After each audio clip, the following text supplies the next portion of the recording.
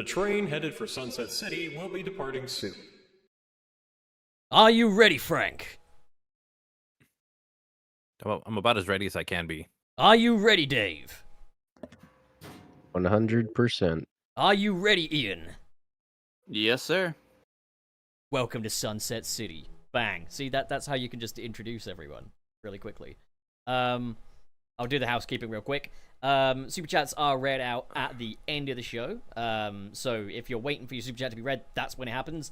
And the channel is, as always, brought to you thanks to our patrons. In the Bat Enjoyer tier, we've got My Great Rolls, Ven101, Aiden Fitzgerald, Stardust Chaos, Crimson Rose, Mr. SB, SP, and KP. KB, and KB. I was doing so well. KB. Shit.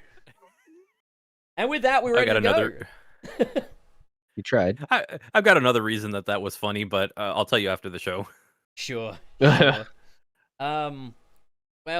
we're in. How we doing, guys? What's new? Apparently a lot. It's been a hell of a week. Yeah. It certainly has been. Yes. I mean, got some Sonic stuff, got some card game stuff. I was supposed to have a tooth extracted, but that never happened. Yeah. Mhm. So Crazy Monday through Friday. Went off without a hitch. yeah, pretty much. Yeah. I've been trying to fix my sleeping pattern, so I'm quite sleepy at the moment. Oh, me too. I tried doing the hard reset strategy, and I know that people say it doesn't work, but it also logically kind of has to. What's the hard reset strategy? Is it like you stay up for an entire day and try to go to sleep at a normal time?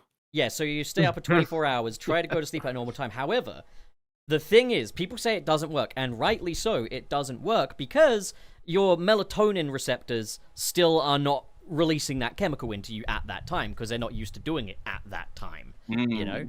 Which is why sleep patterns are so difficult to break, and can usually only... I mean, put it this way. When a sleeping pattern gets fucked, it gets fucked because you probably stayed up later than you should have. Like, you stayed up past the point of the melatonin release. But if staying up late causes the problem, maybe just staying up the entire night can fix the problem. But the thing is, again, staying up the entire night won't make you tired or able to go to sleep at that time, because, again, your melatonin hasn't released. So the next day actually ends up being the big important one. Try and wake up at a reasonable time, regardless of how little sleep you get the night before. And then, just so everyone knows, this is not gospel, this is not medical advice. Please don't rely on me if you're having sleeping problems. But I'm explaining my strategy away. You know how it is. And then if you have a hard time focusing because you're so tired, that entire day is fucked. I mean, yeah. It can mess up your workflow. But I find that the first day after an all-nighter isn't the worst thing in the world. It's actually kind of okay. I find usually it's just later into the day you start to really feel the effects. I usually find around 7 a.m. I get a euphoric period. And then come 6 p.m. I start to feel like I'm hitting a wall. And then by 9 p.m. I'm like, nope, second win, baby, we got this. And then it's 1 a.m. and I'm like, why didn't I go to sleep? Why am I not asleep? What the fuck? So yeah, that's the struggle of... Yeah, exactly. So that's the struggle of a bugged sleep pattern. A sleep pattern I have never been obligated to fix in 6 years. Since... What happens... It's what happens when you start working for yourself and then you got to go work for others. That's the thing. There's the pandemic... Yeah. And yeah, I'd get up for university, or during the pandemic period, sleep through fucking lectures. Still passed, by the way. So I'm just that great. But I've never had a reason to really wake up. And I think I've noticed there have been times where I could have woken up at a reasonable time, but what happened was I looked at my clock, saw it was the morning, and thought, lunchtime's a few hours away, I'm gonna go back to sleep. I do that too. I'll wake up, it'll be 6 or 7, I mean, these days it's I'll go work out, but on the days that I don't, I just look at the clock. It's I could sleep a little bit longer, and then I'm up at 1. Yep, happens. I've done it. It sucks. It's you get the feeling of not sleeping enough, and then later you get the feeling of sleeping too much. All your favorite YouTubers have sleep problems, by the way. We also have imposter syndrome and a bunch of other things, but sleep problems. Is the big one. And it does take a slight amount of narcissism in order to feel like your voice is important enough to put out there in the world beyond your normal support bubble. So every YouTuber you know is a narcissist with sleep problems. And so here's if somebody tells you, like, if you're a YouTuber out there and somebody tells you, oh, you're just doing it for the views, just tell them, yeah, no, because I upload a video every day hoping to God that nobody watches it. That's great. That's hard. Ian, would you say you've got sleeping problems or anything? Like, what's your biggest weakness? What's your biggest fear? Yeah, sleeping, I don't really have a problem, thankfully, because it always terrifies me when I hear about people who have insomnia. Because the way it works for me is that I wake up like 4 times in the middle of the night, but it's not like bad, because it's just like, oh, gotta use the restroom or something, and then I just lay down and I can instantly knock out. Like it's not even a problem. I can go to sleep. I envy you. Anytime, any place, it's fine. I'm Ian. My life is so easy in my ivory tower. I was born with the platinum spoon. Fuck yeah. Ian, I envy you because, like, I'll wake up in the middle of the night and I'm up for like another hour or 2. No, I fear the lifestyle of anyone who has to do that. I'm like, how are you not able to just go lay down and you just fall asleep instantly? How does that not happen? I wish I understood. In a lot of cases, my brain never does. Past few nights, I've only been getting like 5 to 6 hours of sleep, and then I'm just like, yep, I'm up now. My brain literally never does as it's told. I will go, all right, gang, you're going to go see your friends, and you're not going to be a hyperactive little dillweed the entire time. And lo and behold, every bloody time, it will happen. The brain just does not do what it's told in my case. And I think that's just ADHD. Yeah, I think it has to be that as well, because even I put up with that. Like, sometimes I'll just be constantly thinking of stuff. It's like, I cannot calm down enough to go to sleep. Yeah. I actually had to take something for it for a while. Ugh. So, yeah. Ugh. And I know KB is talking about like a melatonin pill. That I guess that does work. It's just it's different for some people. For me, like I end up waking can't up do melatonin. It gives me nightmares. Yeah, sometimes you'll get the melatonin dreams. I end up like super groggy the next morning. Doesn't matter like how much the dose is. Like I end up super groggy, so I had to stop doing that. Everywhere I'm looking in the UK, I don't think anything has melatonin in it. I just don't think we do it here. There's like gummies for it. There's pills. There's like different teas that you can get. I don't know if you can get it in the UK. I'm not 100% sure. You'd probably have to look deeper for that. Also, Mary Jane doesn't usually work, but that's usually because I go for sativas. So that would be the issue. Yeah. Now, what would a song have to do with going to sleep? Well, you know, what does Spider-Man's girlfriend have to do with this? See, that was gonna be the first thing I say, but I was like, nah, let's just go with music. Dreaming of redheads again, though. Anyways, he's in love with Mary Jane. That's his main thing. Yeah, no, it's not like that. This feels like I'm in a fucking alternate MJ dimension. from the Scooby-Doo movie? This feels like I'm in like an alternate dimension where Rouge the Bat is not my canon wife. So not feeling very at home right now. But okay, shall we get into the topics? Far From Home, one might say. Fun movie. Okay, so the first topic, and I know not everyone's read it, but who has read DC X Sonic the Hedgehog issue 4? I did not get around to it, unfortunately. Nope. And it's funny because I bought like 2 versions of it. I think they had like the local comic store that I went to had like a variant 1 and variant A and variant B, so I picked them both up. That's awesome. I've just been getting the basic bitch covers. Well, I get it if they have it. If not, then I just pick up whatever they got. Also, unrelated, but Mega Man Timeline's released as well, which is a Mega Man comic series. Yeah. And they did not have a variant. They did not have the A variant. It was B and D, which was very weird. So I picked those up. I have read it, so I can discuss it. Yeah. Okay, so I guess we'll try not to spoil it then, because Frank's obviously intending on reading it. Dave, do you intend on reading it? I mean, I'm still going to After seeing the previews of what's to come, I don't think I want to read it anymore. Oh, really? Yeah. I mean, here's the thing. I really don't care because I'm going to read it regardless. What put you Yeah, off? no. If I said it, I'd probably upset some people. Perfect. I know Please now. do, because I probably agree. Oh my god, I just remembered the fucking light bulb just went They're off. adding certain characters that I could care less about. There you go. Oh no, I get it now. Suddenly it's clicked. Yep.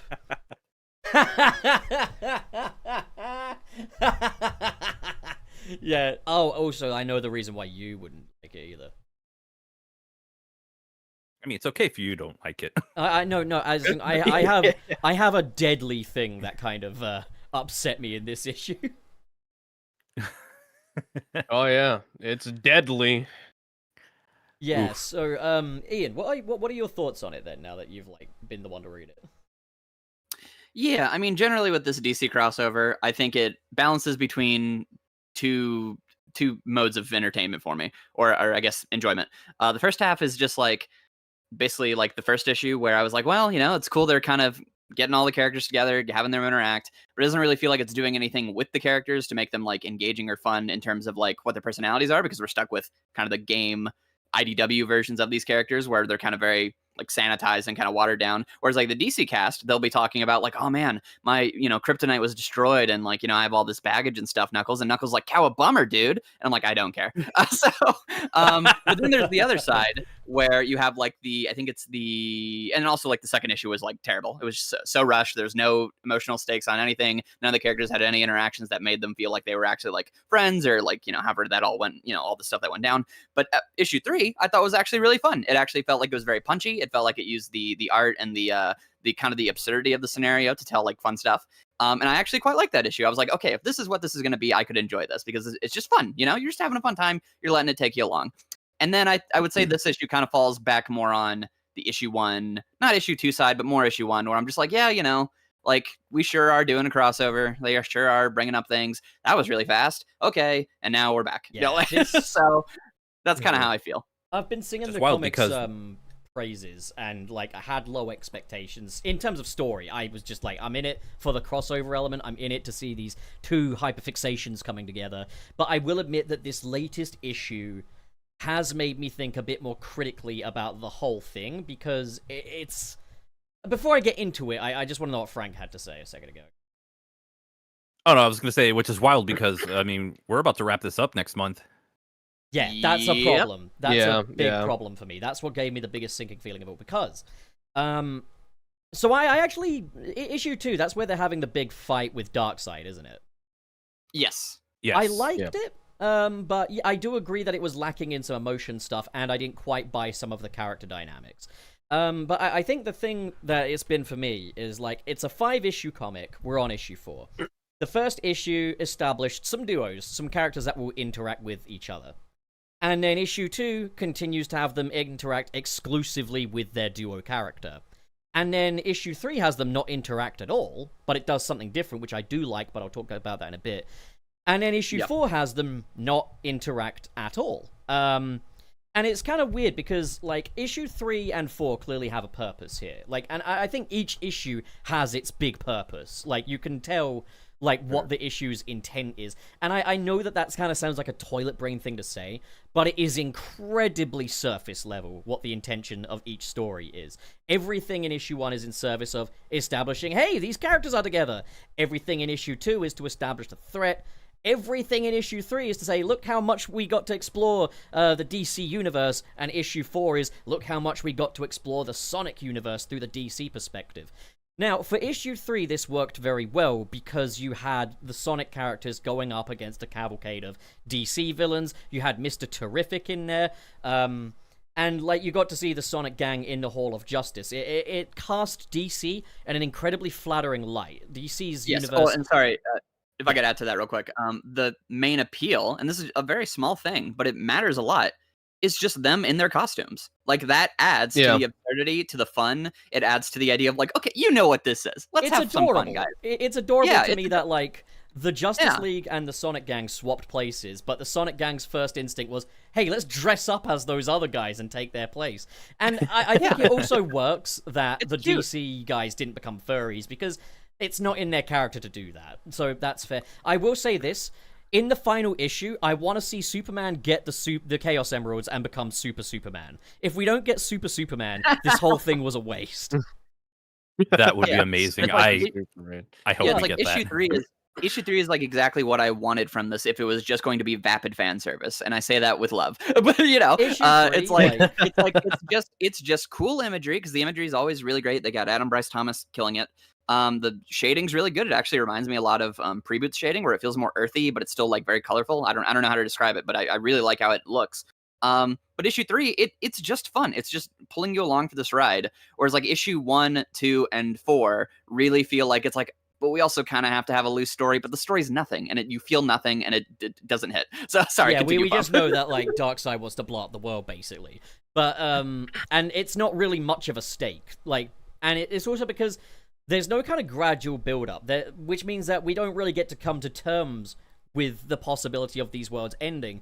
But there's no character in either bunch that's really worried about the world ending, or at least in the Sonic gang anyway. Like, all of them are like, "Come on, guys!" There's no perspective character who's like looking at this being like, "Oh, I'm gonna learn a story about heroism," or "Oh, wow, these are even greater heroes. What could we learn from them?" Or "Oh, I want to be like them," or like there's just nothing to it. So it's just like, yeah, these characters are here. They do stuff. They get separated, and then they come back to do more stuff. Aren't you excited? Exactly. And this is where issue 4 kind of tainted issue 3 a little bit, in my opinion. Because as I was reading issue 4, I was like, I'm starting to recognize a bit of a formula here. You get a lot of expositional dialogue at the start, and then it's mashups. You're going to see this character meets this character, but they're not proper fights. It is just a one-shot. The character will do a finish.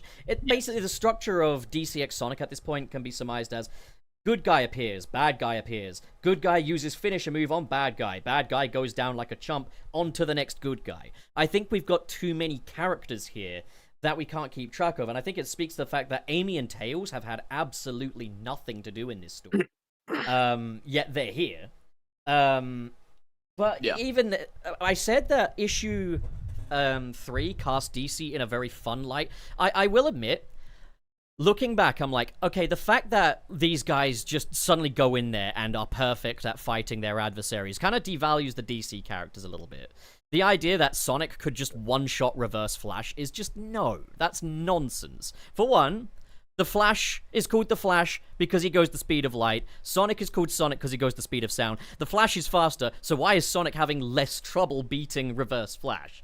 And I get it. It's just a power scaling thing. Like, ultimately, the answer to who would win in a fight is always going to be writer's choice.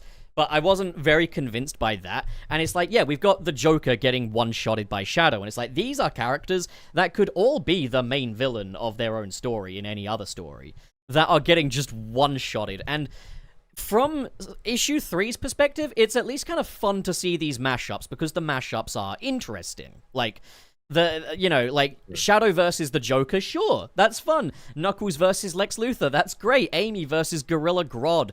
Tails getting fuck all to do. It's fun. But then issue 4 rolls around, and we're going to do the same thing again. This time with the DC characters in the Sonic world. And this time, the DC characters are fighting off against other DC characters for the most fucking part. Like Granny We Goodness. have nobody.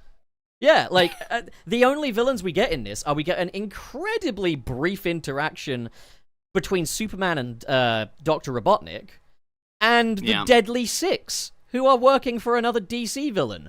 And it's like, that's all you've got?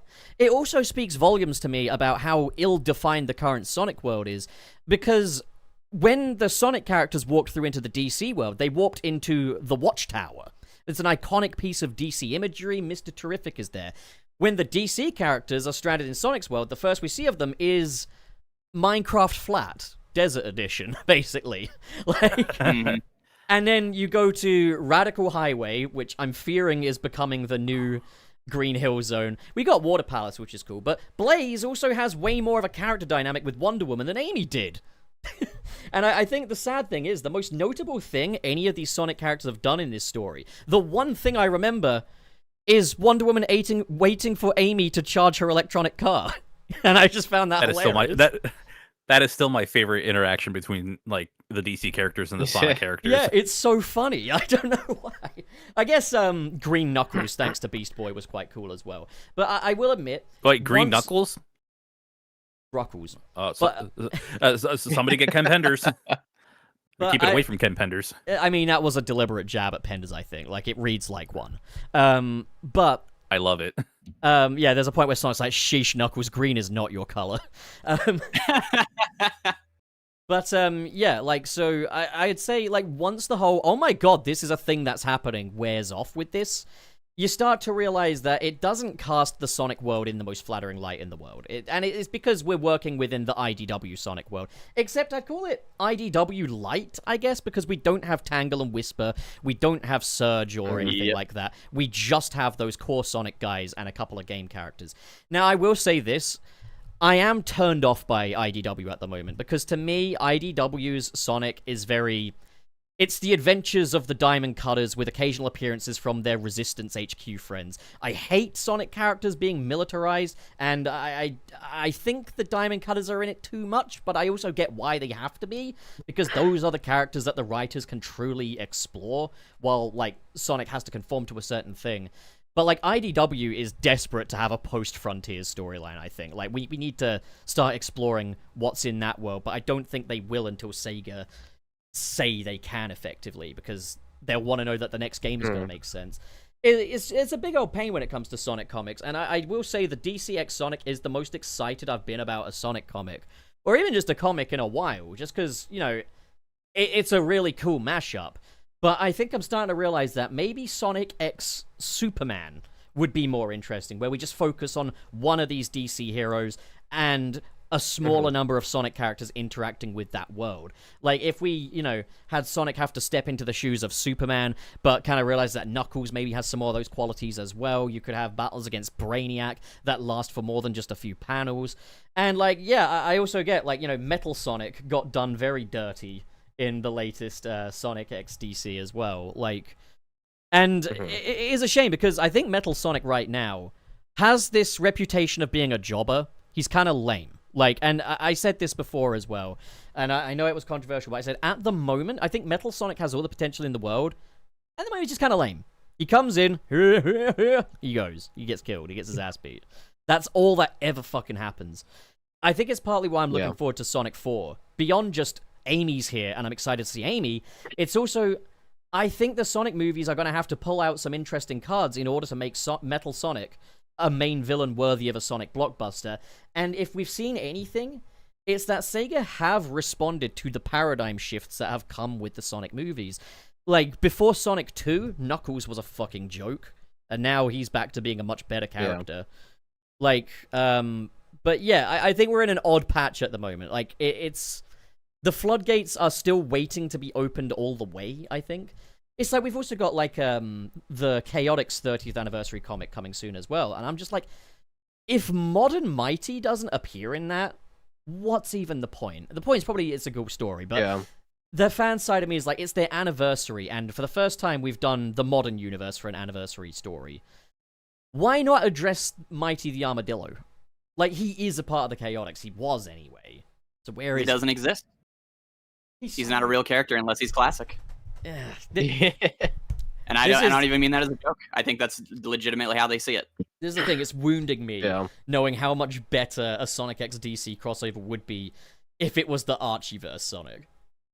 Oh, 1,000,000,000 times better. One, it would have it would either be hilariously bad, or it would be great. So there's no in between. That's a point. Archie did do Sonic and DC crossovers. There's that time when Robotnik made, like, a robot that mimics different pop culture characters, and Sonic had to fight him. And, like, you did get kind of a matchup of, like, Sonic versus Batman. And was this not, like, the Michael Gallagher years? Like, oh yeah, that was like issue 7.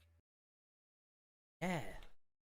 And also, by the way, the cover was sick because it's literally Sonic running from like a smoke cloud, and it's got like Captain America's shield, Batman's bike, or like Superman's star. It just says like "Leave the competition in the dust," and it's like, yeah, fuck yeah, Sonic. That was the thing, is like there was no corporate synergy with this one, so they were kind of able to just dunk on these things a little more. But also, like, they had to be really creative with how they incorporated them. But it's also like you tend to forget, like, Sonic has met Spawn, which is crazy. He sure has. And that sure went nowhere. So that's why anytime people are like, "You met Spawn," I'm like, I know, but I read it and like literally nothing happens. The real actual crazy thing is that Amy Rose met the Max. If you know anything about the Max, and you'll know why that's insane. Oh boy. But yeah, no, I mean this crossover. I mean you nailed it, Pup, in terms of everything about it. Where it's just like, and that's I think you hit upon something that I felt for issue 1, which is like it really did feel like anytime the DC characters were like talking, like anytime the Flash would talk to Sonic and be like, it's like, oh, I hit this many parademons, or like Knuckles would like I don't know, beat up one of the Darkseid sons, and it's like oh, you really soften him up. It just felt like the DC cast are just babysitting the Sonic cast and being like, "Good job, little guy. That's also cute." how many times are they gonna say "hold the line" in this? I think they've said it like 3 times. Yeah, it's been like 3 times when Batman's like, "Shadow, hold the line." I mean, at the start of this one, Wonder Woman's like, "We need to hold the line here, folks," and it's like, I think I'm discovering. Like, are we truly holding the line? I do like Ian Flynn a lot as a writer. I won't lie, I think recently I've been kind of wanting someone else to do the dialogue. Like, let Ian Flynn do the story and character beats. Have someone else do the dialogue, because Ian Flynn's dialogue in Frontiers had to be incredibly literal to get the story across, because nothing else was going to do it. But then you've got this where, like, each issue starts with a huge exposition dump of the characters literally just explaining things that are going on. And again, it's not to the extent of, like, modern Doctor Who or anything, but it is, like, still, like, okay, we're explaining a lot here, and a lot of the dialogue is very literal. These are the stakes. This is what could happen. But we don't really see the characters react in, like, an emotional way, or be conversational about it. And I think it's because the comic really just has no time. Like, I think it's too big of a story for 5 issues. That's not me saying the comic sucks or it's bad or that I'm ungrateful or anything like that, because the truth be told, I hate the whole just be grateful thing, but I will say this, like, obviously I'm still very giddy at just the sight of Batman and Just Metal be grateful, Sonic in the same yeah, I'll be grateful for this thing I paid for. Yeah, that makes sense.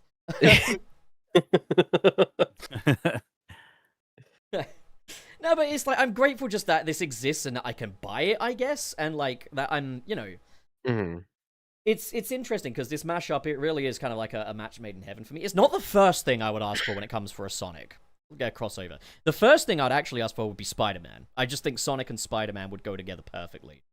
Ungrateful Sonic fans. Ungrateful Sonic fan right here. It also makes so much sense though, because like almost every Sonic fan is also a Spider-Man fan, and vice versa. I think I'm also kind of in the same boat. Like, I really enjoy the DC crossover, but I feel like a Marvel crossover would have made a little bit more sense. I'd say, like, I'd be less... So, here's the hierarchy. Here's, like, the rank for me. Like, number 1, Sonic x Spider-Man. Just, that would be amazing. Number 2, DC x Sonic. And number 3 would be General Marvel x Sonic. But I think that is because... Yeah. Ultimately, Spider-Man notwithstanding, I care about the DC universe much more than the Marvel universe. Like, Spider-Man's just an outlier. Oh, yeah. When I think, like, the big 3 of, like, superheroes, it's Batman, Superman, and Spider-Man, you know? I believe there should be a Dragon Ball crossover. I'm surprised that hasn't happened yet. I mean, yeah, why not? At the same time, maybe mashing up characters that are kind of similar isn't the way to go. I mean, that's the thing, really, is we haven't seen any character conflict in DC x Sonic. Because Shadow gets Batman and Batman gets Shadow. The Flash gets Sonic. Superman and Knuckles get each other. Like, they all get each other. There's no kind of conflict. And it's not like I wanted to see them fight, but I'd like to see a bit of disagreement or something, because even in a lot of DC stories, a key thing of, like, the Justice League is how Batman and Superman have quite different ideologies, but ultimately always meet in the middle. And that is what makes their duo compelling. That's what makes Batman and Superman compelling, is that they're not alike. I've seen people say, oh, Batman and Superman just don't work together. It's like, okay, buddy, you saw BVS and you didn't like it, all right? But these characters go so well together. I don't think the DC characters or the Sonic characters have offered each other anything. The Sonic characters step into the DC characters' shoes, do a bang-up job, and the DC characters babysit. I would love to see Knuckles having to step in the role of Superman and realize it's not easy.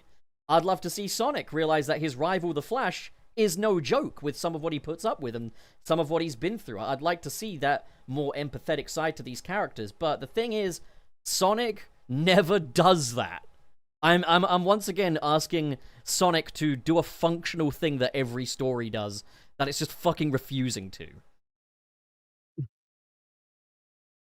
I agree. That really doesn't mean all current Sonic stories are bad. It just, it's frustrating. That's all I was saying. Yeah. And I think, yeah, IDW, like, that's the thing, is if they did this with Archie, they would have gone to Knothole. You could have seen, like, the Lake of Rings and stuff like that. There's so many different locales that there are actual, like, reasons for people to be invested in. Like Nicole's little digital Knothole as well. Like, there's places with mythology and history. IDW hinges on, we might show Spagonia with no humans in it, if you're lucky. Yeah. We might They would have show... cut to, like, they probably would have cut to, like, the Brotherhood, and they'd be like, who is this flying man? And they'd be like, I don't know, Locke, we need to get Knuckles on this. And you'd be like, oh my gosh, Locke is talking about Superman. This is the stupidest thing I've ever heard. Amazing. In IDW, you'll be lucky if you catch a glimpse of Radical Highway. or maybe you'll get San Francisco, but now it's called Westopolis and has nothing but animal inhabitants, which makes no fucking sense. Like, the world building is not IDW's strong suit, and I think you need better world building to make a crossover work, especially when your crossover issue, like issue 4, hinges entirely on the other characters being in that world and not interacting with those other characters. The best thing we got is Batman and the Flash talking about how Radical Highway has a loop-de-loop, and how Batman's kind of curious about it, kind of wants to try it. Yeah. I'm guessing he'd use the Batmobile there. I can't imagine Batman just Naruto running around the thing, but like... Oh, yeah, no, that would definitely be Batmobile. And, you know, Batman would enjoy that, because he's a bit of a grease monkey, you know? He likes his vehicles. Yeah. I like seeing that side to him. So you know, again, it's respectful of its characters. And I think the DC characters fare up much better. But, yeah, that's the recent DC X Sonic issue. I still really do love it. Like, it's a piece of Sonic media that's made for me. I'm just acknowledging that it's not perfect, and it has a lot of flaws that I just am going to have to accept to truly enjoy, you know? Like... Fair enough. All right, well, let's move on to the next topic in the docket if everyone's said everything that needs to be said about DC. Yep. All right, part 2, DC X Sonic the Hedgehog Funko Pops. All right, so, yeah, I saw those. We had the Funko Pops. Do any of you guys like Funko Pops, or... I have a few. I mean, I'm not like a huge fan of them, but there are some that I do really like. Like, I really do want to get the Soap Shoe Sonic with the Hero Chow, and then I know they're doing Neo Metal Sonic, so I've definitely got to grab that whenever that comes out. Yeah. Ian, Frank, thoughts on Funkos? They're okay. I'm not like a huge collector of them. I have a couple for things that I like. I have one for Yu-Gi-Oh! I have one for pro wrestling. I have one of them for Dragon Ball Z. It's just, you know, if it's something I really like, I'll go out of my way to get it. Yeah. Yeah, for me, I genuinely don't know what the appeal is because of the eyes. The eyes are like genuinely Right. That's the most criticism I see them get. Sure, I know that the whole, like, intention with Funkos was always, like, it's art, you know, how can we take every character in the world and form it around this basic body type, and I think that's really cool, and that hasn't worn off on me, to be honest. Like, I think for a lot of people, Funko Pops have gone the way of the Big Bang Theory, where it's like, oh, yeah. If you are the most basic bitch in the world who wants to prove that they are a nerd, you'll have lots and lots of Funko Pops. And it's like, no, an actual nerd is going to have, like, Marvel Legends action figures and stuff like that on his shelf, not fucking Funkos. Funkos are accessible. They're affordable. They're fun. I like them. And there's a huge collector community around them, and, you know, just like any other thing. Yeah, I like them fine. I'll always choose, like, a Marvel Legends action figure over a Funko Pop, but, like, you know, at the end of the day, yeah, you know, if I've got, you know, a little extra cash when I was younger, I'd buy them, and then I get gifted them, so it's like, yeah, okay. I would always pick, like, if it was a figure or something, or if it was, like, a model kit, like, I'll prefer those over it, but, some of them are cool. Yeah. I fucking love model kits as well. Model kits are fun, especially the ones you get to paint and glue. Like, I've still got a Spider-Man model kit in storage that I need to build somewhere, but it's cool. It's got Spider-Man and Kraven the Hunter. It's very sick. But yeah, we got DCX Sonic Funko Pops. Sorry, go on, Frank. I was gonna say, I have the Bandai ones where you don't have to paint or glue them or anything. They just snap into place. It's pretty sick. Yeah, see, I have that's a lot of Gundam stuff. That's a little bit less nerdy than what I just said. If it's got glue involved, it's very nerdy. No, I'm not gonna... No, if there's no glue involved, you're a fake bitch. I don't know what to tell you. No, trust me. The Gundam model kits, they're pretty huge. I mean, they're big and they've got like lots of like tiny little pieces, don't they? And they can be posed. And yes, and they have a big following, so you know. Yeah, when I think model kits, I just think like the Airfix kind of stuff, and that's just because I'm an old man. Like, Fair enough. Speaking of like collectible stuff, now would be a good time for me to post my Figgies link in the chat, wouldn't it? What the fuck is a Figgy, and why Shameless don't plug. and why don't I have a link? Figgies are very Yeah, cool. why don't I have a link? Figgies Why aren't they partnering with me, fucking assholes? with Oh, Figgies. now they definitely won't. I mean, this isn't actually officially a sponsored segment, but fuck it. I'm gonna put my link in the chat anyway. The thing with Figgies is they don't take up space like a Funko Pop, and you can put them on your wall, and they're really nice looking, and they come with a stand and a magnet, and that is a huge part of it for me. Like, they come with a stand and a magnet should be the most boring part, but it's not. It's like so. I mean, it is the most boring part. It's convenient. But it's so convenient. It costs the same as a Funko Pop, and you get all of the resources you would need to display it. Meanwhile, Funko Pop releases a fucking Amy Rose that can't stand up on her own, so she has to lean against Metal Sonic. What the fuck is the point of a Funko Pop if it can't stand up on its own? That's the whole point. That is wild. I guess they're What are they trying to say about Amy, huh? Not standy pops. Oh, she's just falling Yeah, head over heels over Sonic, you know? Like, Sure, that's what they're saying. buy Sonic Figgies. My discount code is ChannelPupEA. I don't know why the EA, but like... I was watching a Game Apologist video, and it kind of reminds me of a couple of years ago. I bought like this. Somebody was making like this little bead thing that would be like pixel art for certain games, and I bought one for Pokemon. It was like an Etsy store or something, but it kind of reminds me of that. It looks pretty cool. Hang on, I'm just gonna add hashtag Sonic Crossworld If to it. I know. if anybody from the Figgies team wants to send me some and sponsor a future video of mine, I kind of want the Knuckles one because it actually looks pretty sick. Why don't I just get in touch with my fella and just ask him if he wants to sponsor you guys? Pup, reaching into your pants isn't the same as actually reaching out to people. For fucking... Alright, I won't do it then. That's fine. No Figgies for you. You said you're gonna reach out to your fella. My guy, my dude, I don't know, the guy that rips it. Like, I don't want to give names, you know? My friend, my buddy... Your contact. Okay, I don't think we're buddies, but like... Your contact. I don't know, he's a friendly guy, but I think, you know, he had to be. He's pitching a thing, you know? Alright, first for Figures CEO, I just want to know, are we buddies? That's my question, is are we buddies? Can we be buddies? Second, how do you feel about him referring to you as this fella? Okay, alright, let's all... Okay, the CEO of First for Figures. I can just contact the CEO of First for Figures and tell him you guys exist. That'd be appreciated. I'll do it. Alright. There'll be contact, alright. So those Funko Pops, we haven't even mentioned what's in them. So, they are DC X Sonic, and you can get Sonic... Okay, let me reword it. You get Sonic in his... I'm glad that Sonic's a part of it. Yeah, you could get Sonic in the Flash's costume. Super Knuckles is in there. Wonder Amy. Psytails, and Green Silver. Or the Silver Lantern, I guess.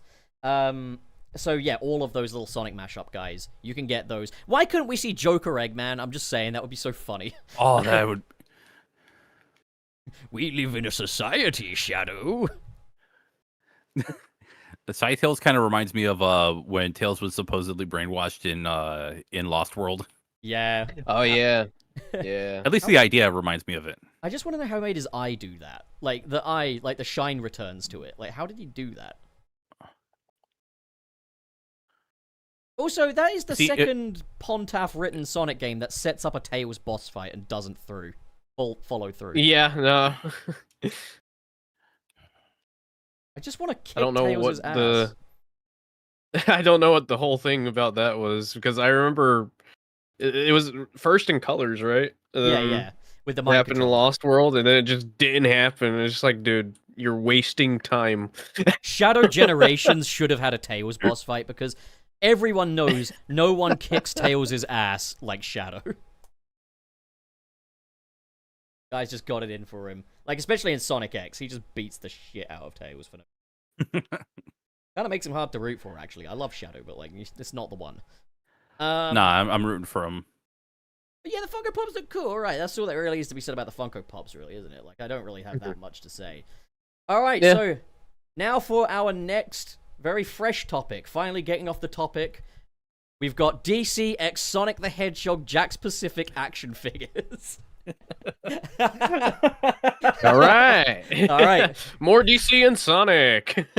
Round 3, baby. So, I mean, did any of you boys get like the Jakks Pacific Sonic stuff? Isn't it like a similar idea where it's like they're in their costumes? Yeah, pretty much. Or they're in the costumes. I mean, I have a few Jakks. I have some of the movie ones. I recently was able to acquire a Neo Metal Sonic one. That's awesome. But aside from that, that's all. I'm just waiting for them to announce when they're gonna release that Tangle one that was only exclusive in Canada. I'm gonna straight up say, I think Jakks Pacific, their Sonic line is one of the most reliable toy lines. Like, genuinely, like for like adult collectors as well. Like, yeah. I know more adults who collect these than kids, but that's also because I'm not friends with any kids, which is odd because I'm a YouTuber. But anyway, thank you for the statement. I mean, you're friends with Lit, and that's close enough. Yeah, Lit's a minor, right? Like, he's like what, 19? You know, like. Also, the fact that he's your friend, Frank. I'm just a mutual acquaintance. What the fuck? Like, you guys are like best friends. You're doing work for him, and you're like, "Oh no, it's okay." Oh yeah, everyone knows you work for your best friend. I mean, Dave's edited a video for me. I've edited for Frank before. Well, that's nice. I'm glad you guys have a nice employer-to-employee relationship. I don't do that. Like, as the boss of like a podcast, I'm required to not hang out with guys between shows and stuff. Like. Thank God. So yeah, I literally, obviously, Okay. like So, Frank and I with might the be friends here, but arm's length outside of this podcast, you know, like it's business. it's business.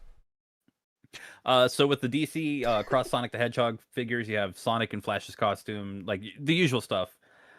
Silver, Green Lantern, Amy as Wonder Woman, but you also get this. You get this Target exclusive pack where it's Sonic, Silver, Shadow, and Darkseid. Which is really interesting, Speed pack. Because the company that does DC figures at the moment is McFarlane Toys, from our overlord Todd McFarlane, our favorite little senile old man. Well, anyways, I recently got the McFarlane Toys Superman figure for the new movie, and I gotta say, I still like it. Like, a lot of people hate McFarlane Toys, a lot of people really kind of poo-poo them. I think, you know, when you get a McFarlane toy, it really stands out on the shelf. The thing is like fucking 7 inches, and it's nicely sculpted. Am I talking about action figures here, or am I talking about something else? Well, either way, like, they're very like nice detailed sculpts, and like, you know, they've got lots of texture on them, and they're quite posable too. It's just that McFarlane Toys typically bulks up characters that are meant to be a bit skinnier. Like, their Flash action figure for the CW show is an absolute fiasco, but they know their way around a Batman, you know, like, and what's funny is, like, toy companies like Hasbro and stuff have been like really bragging about this like pinless technology, where it's like, you know, you get an action figure and it like bends at the arm, but you don't see the little pins that it hinges on and stuff. They're covered up now. Really? It's by no means essential, but it just leads to a higher quality figure. McFarlane aren't doing that, but if you look at the Jakks Pacific Sonic toys now, the 5-inch ones, they have pinless joints.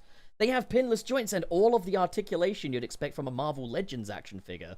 And, like, you're getting a Darkseid in that pack. That's probably going to be better than a Darkseid you could get from McFarlane Toys, which is very interesting. I'd love to see Jakks get the DC license. Like, I think they are one of the best toy companies going at the moment.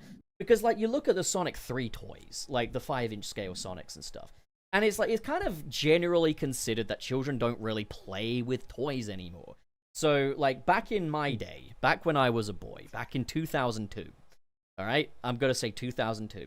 Spider-Man 1 was coming out, and I remember you could buy an action figure of Spider-Man that was not only superposable, but it come with like a fucking gargoyle prop and stuff, and it would be super detailed. This would look like a lot of your import figures that you get today, where they've got incredible paintwork and stuff like that. And you know how much it cost? £7. £7 fucking. Yeah, you really got a lot for your money. I went on this website called like Michael Crawford's Toy Reviews or something, and found an archived review of the Spider-Man 1 toys, and there's a point in there where he says, the $7 price point might be a little steep for some people, and I'm just like, holy shit. Things are so different now. Like, you know, like, you're lucky if your action figure will bend at the arm these days, and it's because kids don't really give a fuck about toys, so the toy companies don't really give a fuck about the consumer. And it's like, you know, Hasbro recently had a bit of a controversy as they released a Maximum Series Spider-Man figure. Maximum Series being a series that they retail for $50 a piece, while their regular Spider-Man action figures are like $25, and fuck me, what a dystopian nightmare we're in now. But Maximum Spidey, the difference is they were able to print more webs on him than they'd usually be able to print on a Spider-Man. And he's got a joint at the neck and a toe joint. And that's the $50 difference. Meanwhile, so for Sonic 3, Jakks Pacific were out here releasing fucking 5-inch scale, fully articulated Sonic figures with butterfly joints, hand joints, multiple ball joints in the feet. Like, I'm a huge toy nerd, in case you couldn't tell. But, like, yeah. Jakks Pacific's Sonic movie figures are genuinely collector-tier figures sold at a children's toy price. Like, I think they're like, what, £18? Like, that is really good. But then even just their basic stuff, like the game Sonic and stuff, you know, the 3-inch line, it's like £10. That's so close to 7. That's so close to the 7 we once had. And you get a Sonic and a prop, and they've got almost every character you could possibly want. You want Chaos, they got him. You want Mephiles, they got him. You want 55 different versions of Sonic with different accessories each, you fucking got him. And there's always a Sonic on the shelf. If you're a kid getting into Sonic, and all you want is Sonic, you'll always be able to get a Sonic. You know, Jakks are fucking killing it. Anyway, these DCX Sonic figures look really cool. They're in the 5-inch line once again, so they're not going to scale with the game figures. And I think the scale change is one for the better, but it's also a bit of a shame that they don't scale with the game stuff. But they're really posable, they look really good. And yeah, you've got the pack with the 3 male hedgehogs and Darkseid, and it's just crazy to see Jakks Pacific making a Darkseid figure. And then you've got an Amy single release, and I know that the pack with Darkseid is Target exclusive, so I don't know if that's coming to the UK. The IDW comic series figure line, which so far only has Metal Virus Sonic to my knowledge, and maybe a Tangle like you mentioned, Dave, that's coming to the UK now.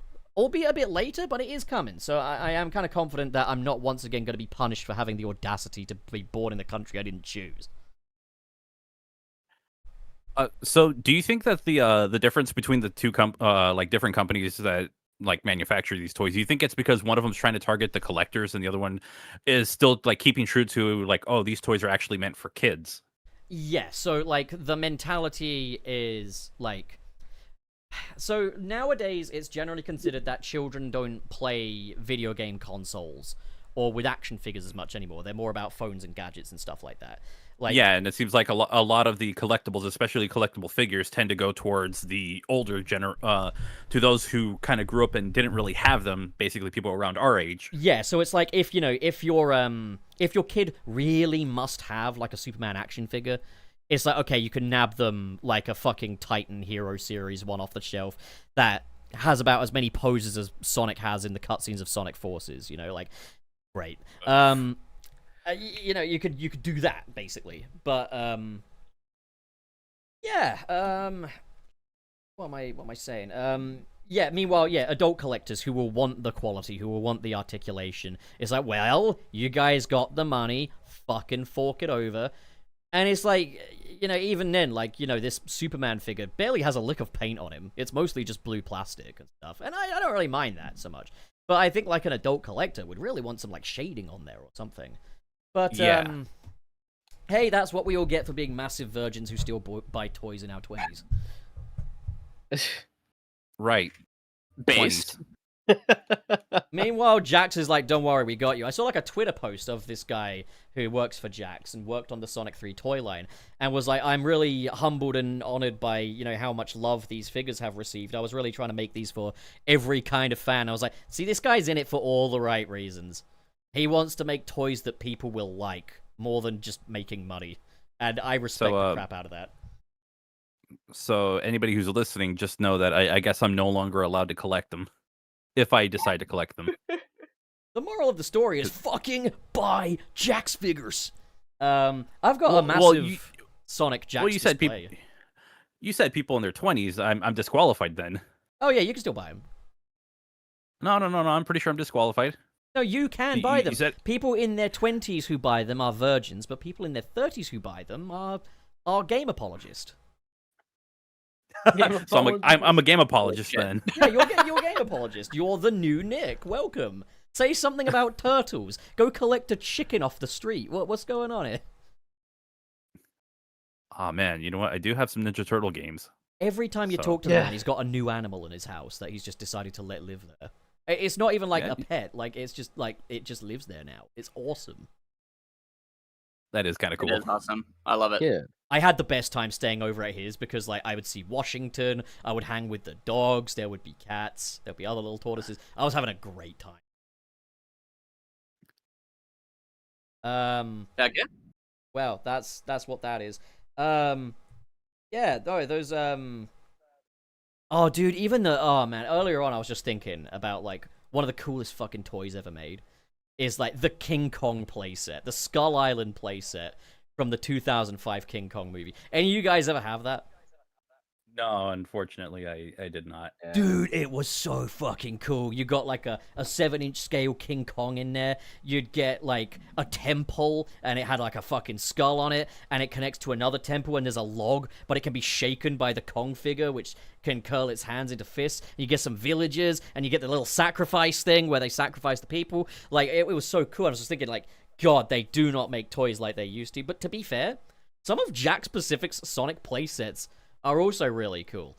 I've only got the Death Egg Robot one, and I also got the Sonic vs. Eggmobile set, where you can choose what fucking attachment it has. That's so fucking cool. Jakks toys are so fucking cool. Yeah. Yeah. I feel weird because I don't actually collect them because I'm not into collecting figures. I don't know. I just could never really get into it. Oh, look at That's me. fair. I'm Frank. I'd rather assemble a Gundam with my fingers. Goddamn right I would. Gundams, Mega Man, you name it. I Big Lou in the remember chat, trying to I get see into Metabot.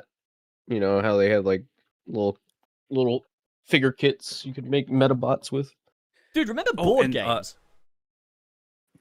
Yeah. Did you ever have a game called Tomb of Doom? No, unfortunately. Tomb of Doom was Which is funny because I was at a hobby store yesterday where they had like an entire section full of like board games and I didn't see it there. Well, see, here's the thing: is like, you know, like when people talk about board games a lot to me, like say Surus or whatever, it'll be like, you know, Magic the Gathering. You sit around, you got your deck of cards. Tomb of Doom was a fucking toy first and foremost. It had like this massive skull head, and you had to like draw out certain cards and then like give them to these little skeleton hands that would grab them. And if you got it wrong, the skull would fucking scream at you. And it was fucking awesome. Like, I guess you can kind of see where some of my reverence for skeletons comes from. But like, I love the appeal of like board games that have like different props, like little figures that you can have as props. What's the one? Cinemassacre used to do a bunch of like videos on like on different board games, and just the board games here still one of the best things that James Rolfe has ever done. Like the greatest series. And I just loved seeing all the different kinds of board games that they had that were around from even before I was born. Like, it was just a lot of cool shit. And I really loved the ones that had like all these extra unnecessary pieces to it, because it really just it allows you to really be sucked into the game itself. Be what? Shit bitches. Oh man, I'm just realizing that this title for today's episode is very apt. Although it is funny that you bring up Magic the Gathering, but we could talk about that in a little bit. Oh yeah, we will. Yeah. Don't worry. And I've got another great nostalgic joke to make that barely anyone here is going to get, but the audience Sega. will. Sega model kits, Sonic model kits. I would Oh buy. my God. Actually, That I would that'd fucking actually buy really them. sick. Give Could me you imagine ones- the E series? No, but give me ones with glue and paint that I can glue and paint. Nah. I don't care if it's I'd rather just have the snap-on pieces. Because here's the thing: no. you could sell them to younger Why? people. Why? Because Why if would you have the ones with like the glue and everything, yeah, it's a bit of a harder sell. You could have glue kits for children. I had. I glue said it's a harder kits as sell. I kid. never said. You know the reason why kids don't. The reason kids don't make model kits now and don't play with toys and don't play video games is because we got a generation of parents that clearly do not share shit with their kids. Like, just dump them on YouTube Kids and that'll be fine. Like, how, give how them are they the not got interested? iPad kids. Yeah, they just put them in front of the fucking iPad. It's like, Oh yeah, God, no. I'm not trying to say phone bad. I'm really not trying to say phone bad. I'm trying to say Phone bad. If you're gonna have a kid, have fun with the fucking kid. Don't just send him to school. Have fun. I'm out My here, friend has a my friend has 2 non-parent kids, and telling he's you how to parent. and he has been introducing them to like Pokemon, to like all kinds of things. So like making are sure that good it's not parents just still. you know. But I just Yeah, think absolutely. there's an epidemic of parents uninterested in their kids, and I noticed it myself when I was working the McDonald's. Was like whenever we'd have the Happy Meal with the books, most of the books would be left behind. I'm like, my parents would have encouraged me to take the book home and read it, like because that's reading books. You know, it's I was good gonna for say, you. well, yeah, they paid for it, so it's like you better take it. I know what you're saying, Gunner, but you're talking about like Pokemon and anime and stuff. I'm talking about superhero kits. Superhero kits always have glue and stuff. And everything I say is always going to be more superhero informed. So that's just the reason why I'm all about glue.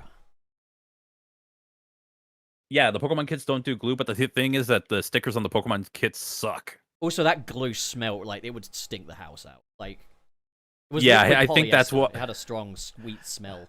Yeah, I think they probably have better stuff for it now because my friends.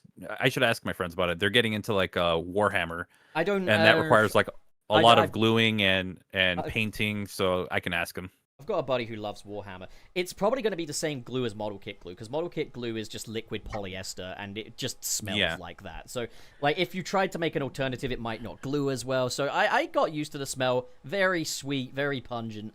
Although I like the thinner smell. The thinner, like, if you needed to, like, thin the fucking glue or thin the paint, smell good. I don't like where this is going. You get Yeah. that paint thinner. Really? I wasn't Or that glue sniffing thinner? them. I wasn't sniffing them. Don't sniff them. I'm just saying the fumes they gave off were inoffensive. You know that's the thing that killed Bob Ross, right? The fucking odorless paint thinner. Right, now you've just made me feel sad. That hasn't done anything but made me feel sad. I haven't used paint thinner for like over a decade.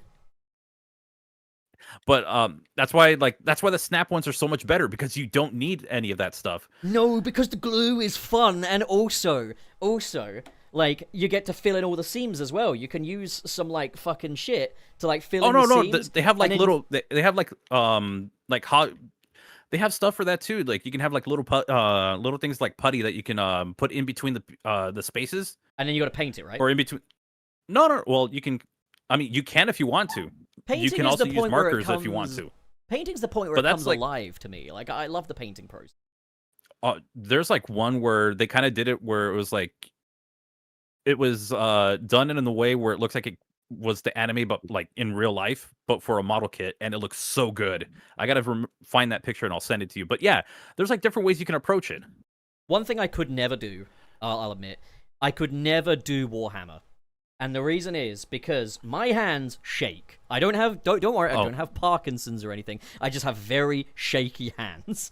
And So do I. think a single shake is more than the size of a fucking Gundam figure. Well, here's the thing. I have shaky hands as well, and I like building Gundams, but sometimes it is a little difficult. The Warhammer stuff, like I'm a little so-so on it because the pieces are also fragile. I have gone and played it a couple times with my friends, and pieces have broken for the smallest thing. Yeah, you know how it is. So My hands just yeah. shake because I get nervous around women and I'm always thinking about women. I don't have steady hands, so how it is. Yeah. Who got a dog? I hear a dog. What's the Sorry, dog that's doing? my dog. Hell yeah. Oh, what's He the wants dog's in name? here. He's mad. Show me the dog. I want to see. I'll send you a picture. Can I put the pic up? Can people see the dog? Sure. Great. I will happily share my dog. I would like for people to be able to see. Heck yeah. One sec. But did we have another topic? Yes, we do. We have quite a few, actually. Okay, I kind of have down here, like, favorite Sonic toys or favorite Sonic merch pieces, so I guess we could just go, like, a sunset show and tell, effectively, but without the showing, because it's a podcast. Just talk about what your favorite Sonic thing, merch thing, that isn't a game or a show is. Or a book. Can it be related? Can it be related to? Can it be related to a game? Oh, of course it can. Like, you know, it can be like. Go on, Frank. Go first. What do we got? My Sonic Adventure vinyls. That is Like, I love the game so much, and honestly, like when those released, I had to get it. So that is like my number one. No, I get it. That's the best Sonic soundtrack as well. If you're gonna get a vinyl, that's the one. It's a shame that you said no games, because technically the other thing that I would consider pretty high up is it does include a game, but it's my Sonic Adventure 2 10th birthday pack. I mean, okay, So if you want to talk about things that surround games, I guess that's fine. As long as it's like merch and not the thing itself. So it was a limited release it was a release that that was Japan only, and it was for the launch of Sonic Adventure 2 over there. And what it was a little booklet that kind of went over the history of every single Sonic game. It had a CD that had a couple of songs from like different games leading all the way up to Adventure 2. It had a coin that came with it, but it also had the Japanese copy of Sonic Adventure 2, and I think that's just really cool. Apparently, it has gone up in price since the day I bought it, which was like back in either 2018 or 2019. I got it for like those $40. collector's packs are incredibly expensive. I've looked at them on eBay before. That thing was $40 when I bought it off Amazon. Nowadays, I think it goes for like 80 or 90. That was the Sonic Adventure 2 limited edition pack, right? Yeah, it was like the 10th birthday pack. Sega would do other packs like these, like especially with Sonic Colors Ultimate, which I've always wanted to pick up. Not so much because of Colors Ultimate, it was more because of the anniversary collection aspect of it, because I just think that stuff is really cool. The anniversary pack price actually is not as bad as I expected to be. Not only is it not as bad as I expected to be, but if you want to get like a physical copy of Sonic Adventure 2 these days, you might as well get the pack. Like, it's about the same price. Like, I'm seeing Sonic Adventure 2 Dreamcast Power Box with manual and trial disc complete, $129.99. Sonic Adventure 2 Birthday Pack Limited Edition, $120.98. I'd get the limited edition, I guess. Jesus. So the limited edition, you got to make sure that I believe that's Sonic Adventure and the trial for Sonic Adventure 2. Right. Because I bought that recently when my copy of Sonic Adventure succumbed to disc rot, which really sucked. That's sad. That's very sad. Yeah. And that was like, the copy I had when I was very young and played Sonic Adventure for the first time. So unfortunately, that had to be replaced. So when I saw the limited edition, I was like, I might as well go for it because, I mean, why not? And yeah. So I got to try out the trial for Sonic Adventure 2. Very cool item to have. I play very inexpensive. If I could, I would. It's a great game. And I sent you the dog photo. Oh yeah, let's get that dog up. In the meantime, Ian, tell us about it. Your favorite piece of Sonic merch, paraphernalia. Yeah. I guess I don't know if it counts as merch or not, because all I collect are obviously the Archie comics, and I have every individual issue for all of Archie. You never like bought a toy or anything, or are you like an adult? For Christmas one time, I got actually, this is pretty cool. So it's like one of those little stands where it has like different poses so I got like Silver up right now, and he's on the shelf. And you put it in this little, I guess it's like this LED stand, and you put it in there, and you can pick a color for it. And so like you can kind of put the different characters in there and just like put different colors on them. So pretty much every year I'll swap it out for like a different one I got. So I have like Knuckles, Shadow, Silver, Amy, and that was a gift I got, and it's really, really cool. So that's awesome. That's freaking cool. As far as like rare Archie Sonic stuff, I guess I just have I guess Patrick Spaziante did like like someone wanted like a picture of like Sonic and Sally getting married, but it's like in his style, so it looks very official and it looks like it's from the comic. And so it's like this full like gorgeous image of like them getting married or whatever. And it's got all the different characters from Archie there. And our good friend Ken Penders, he was selling a version he had because he had a couple of copies that Spaz gave him, and so I bought that, and I have it, and it's awesome. So I want to see the That's honeymoon. I want to see what's going on there. I'm sure you would. Yeah. Hey, Pup, is it flexing if I say, like, one of my other favorite things was the Sonic at the Olympic Games 2020 stuff that I got from Sega? You're so Does that afraid of count? me making you the new Trey. Oh, that, yeah. You're so afraid of being the next Hollywood elite. Now, that was, now, that one's only special for the reason of, like, it just felt good to have that kind of recognition from the official Yeah. company. You know, I'll it bet. felt good, you know. I'll bet.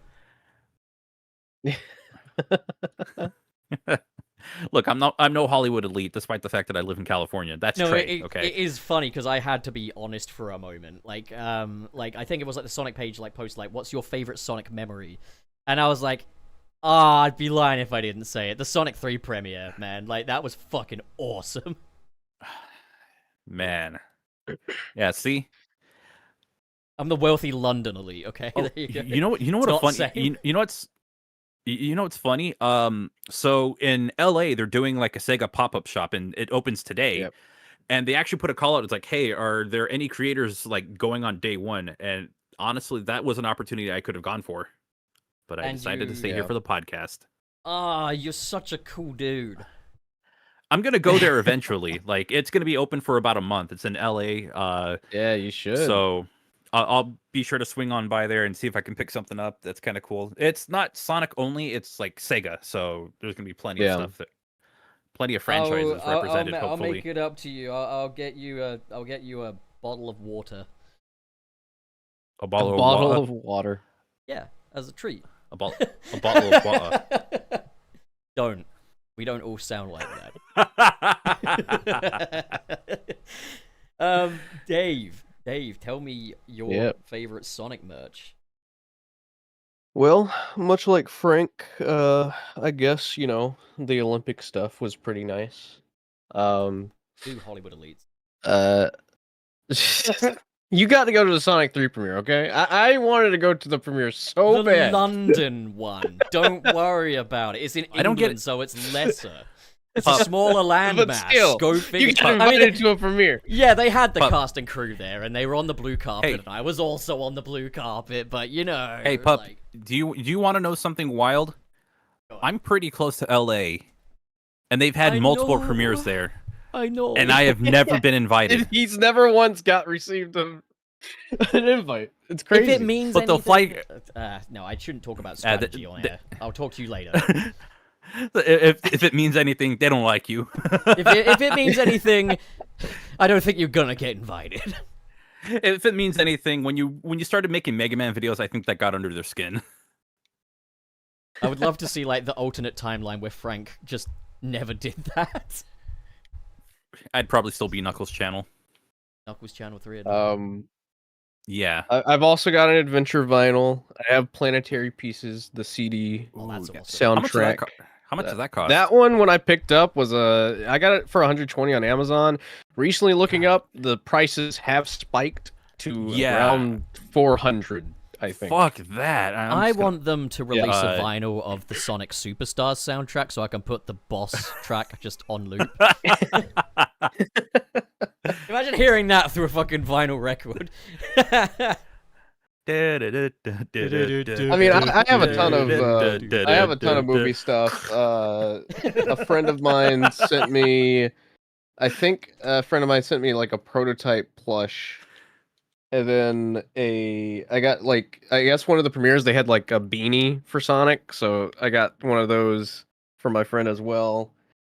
And then I have pretty much all the soundtracks for the movies. Oh dang! I never did pick up the Sonic movie. I think it was like a popcorn thing that they had, where you could literally eat popcorn out of Sonic's head. I never got it. Fuck. Did I you buy never those had the movie chance to get one of soundtracks? those. Did you buy the movie soundtracks No. because you wanted the vinyl, or because you wanted to listen to the great soundtracks of the Sonic movies, except for the third one? Because I wanted the actually vinyl. really good. The third I mean, one, to the be soundtracks fair, are really good. I think the third one's good. Yeah. You know what's funny? Like the shirts that they were selling at like for me it'd be like AMC or something because that's where they were showing Sonic 3. It's like the most generic ass Sonic shirts you could find. Oh yeah. But then they have like the bucket that you either go there early enough or you have to buy it online. And again, I forgot to do that, and I'm kind of kicking myself for that because I actually did want that. I need to get really good at Blender so I can make us all modern Sonic Team inspired renders, like those horrible ones. You know? Give us all lips and grey shadows everywhere. No discernible light source. It'll be great. I was like, yeah, do we get what's that one render that goes around like every time people talk about the ugly Sonic renders?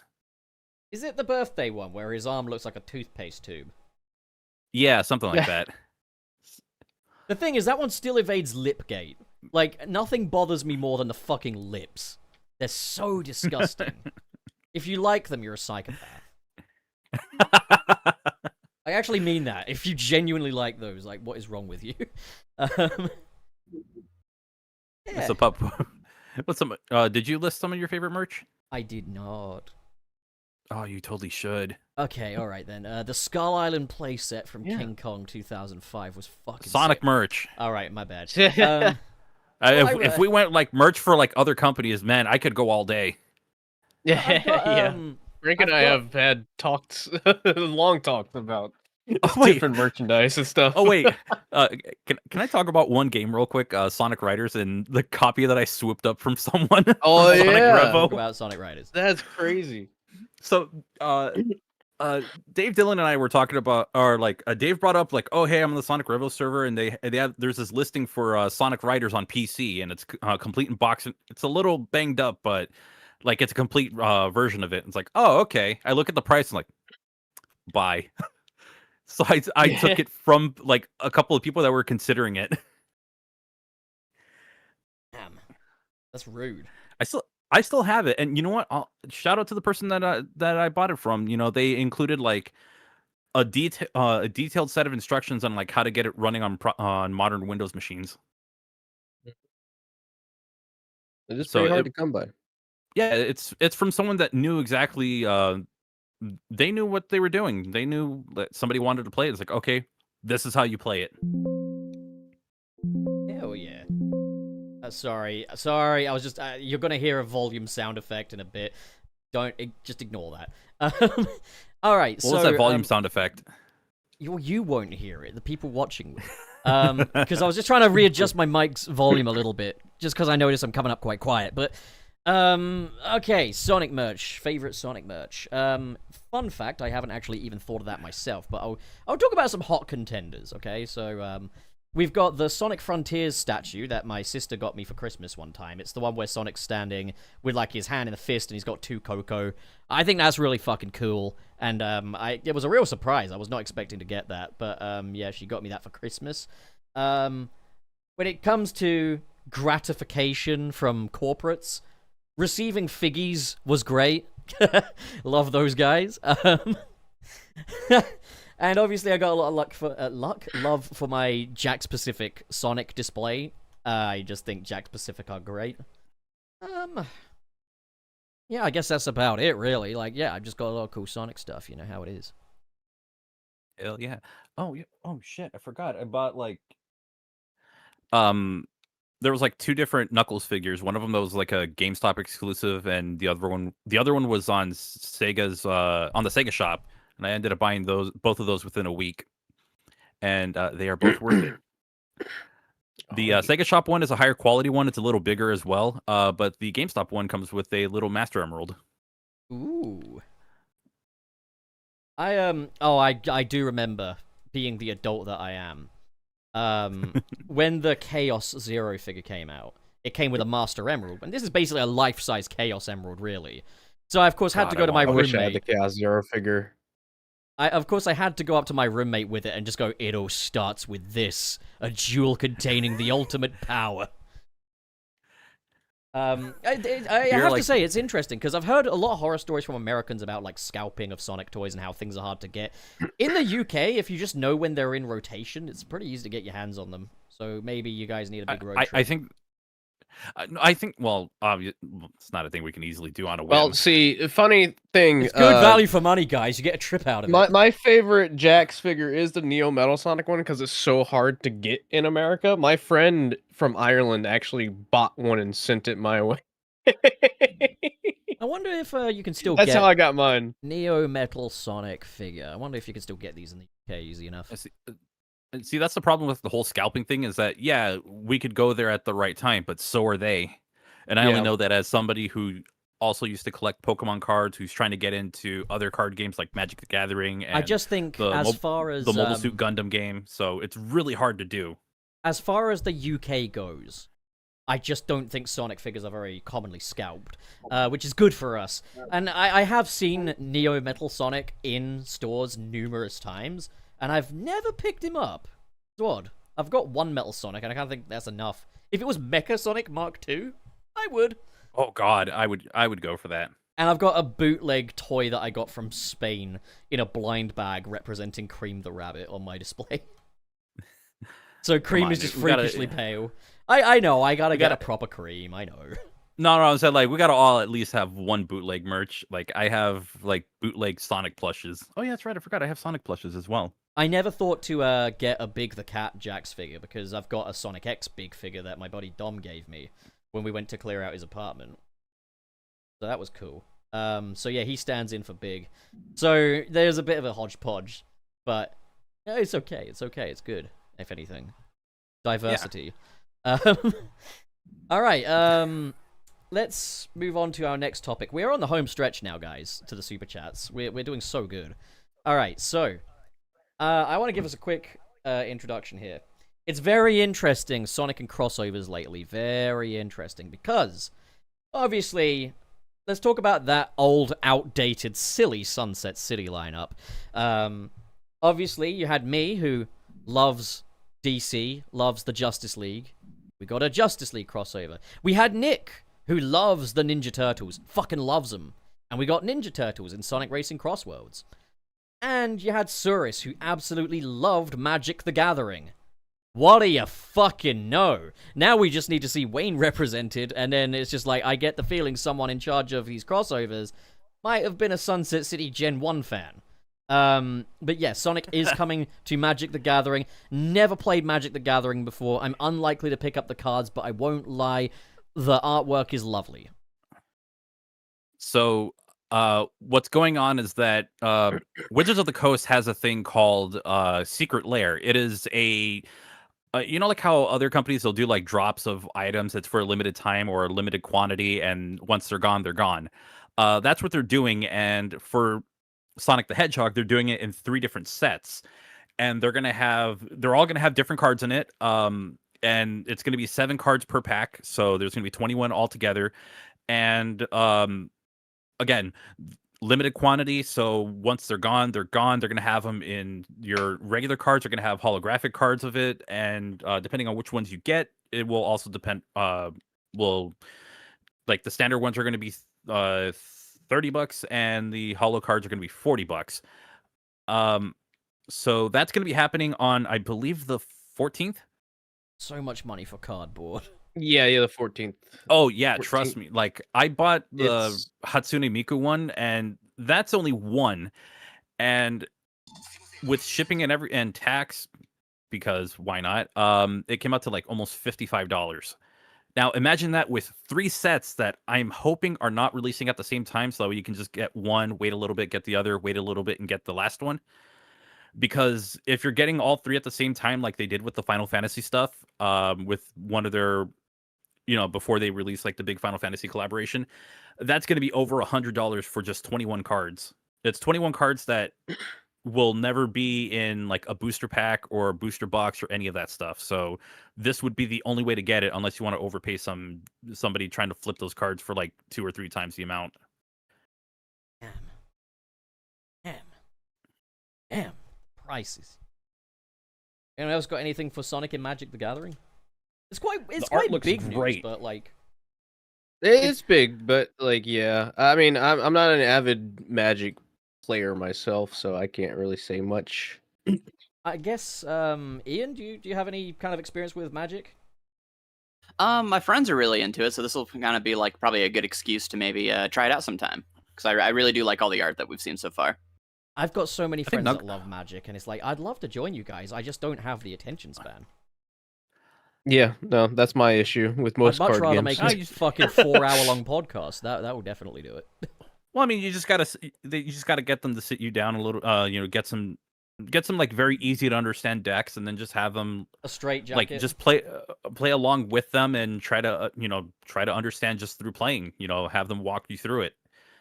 Eventually, you will get it. Trust me. Like, yeah, it just depends if don't- I stay at it, because the thing happened recently where I picked up Cyberpunk 2077 again. Like, barely touched it. Oh, God. But had it installed on my PS5, rather. I was enjoying it. I was getting immersed. Played it for 2 days, and then just haven't picked it up since. It always happens with me.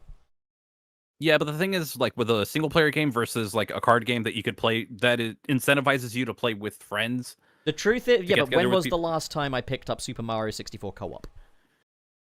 was After the a last while, it time we all became played? more about the hangout for me. And that was also because I was just getting way too high before fucking playing it, so it's just like, okay. Yeah, there were other factors at hand.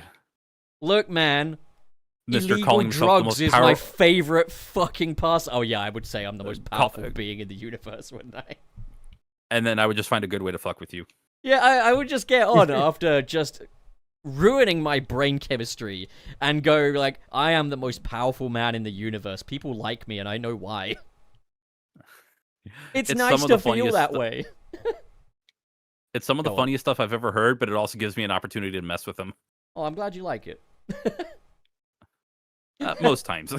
Yeah, but sometimes I just repeat the same joke ad nauseum because it's become a stim. Like, I will have run the "oh look at me" thing so far into the ground that it will just be like, "oh look at me," and it's just a non-specific person. Like, You did that within like the first week of doing that. actually, And we're like, "All right, I I'll-" didn't because you weren't there for the first week of doing that.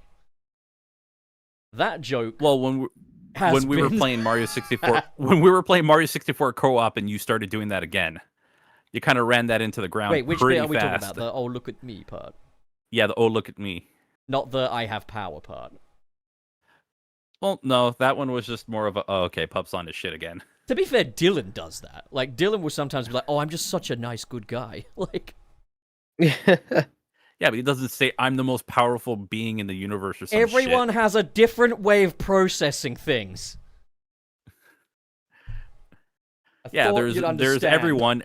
there's everyone else, and then there's you, The most powerful being in the known universe.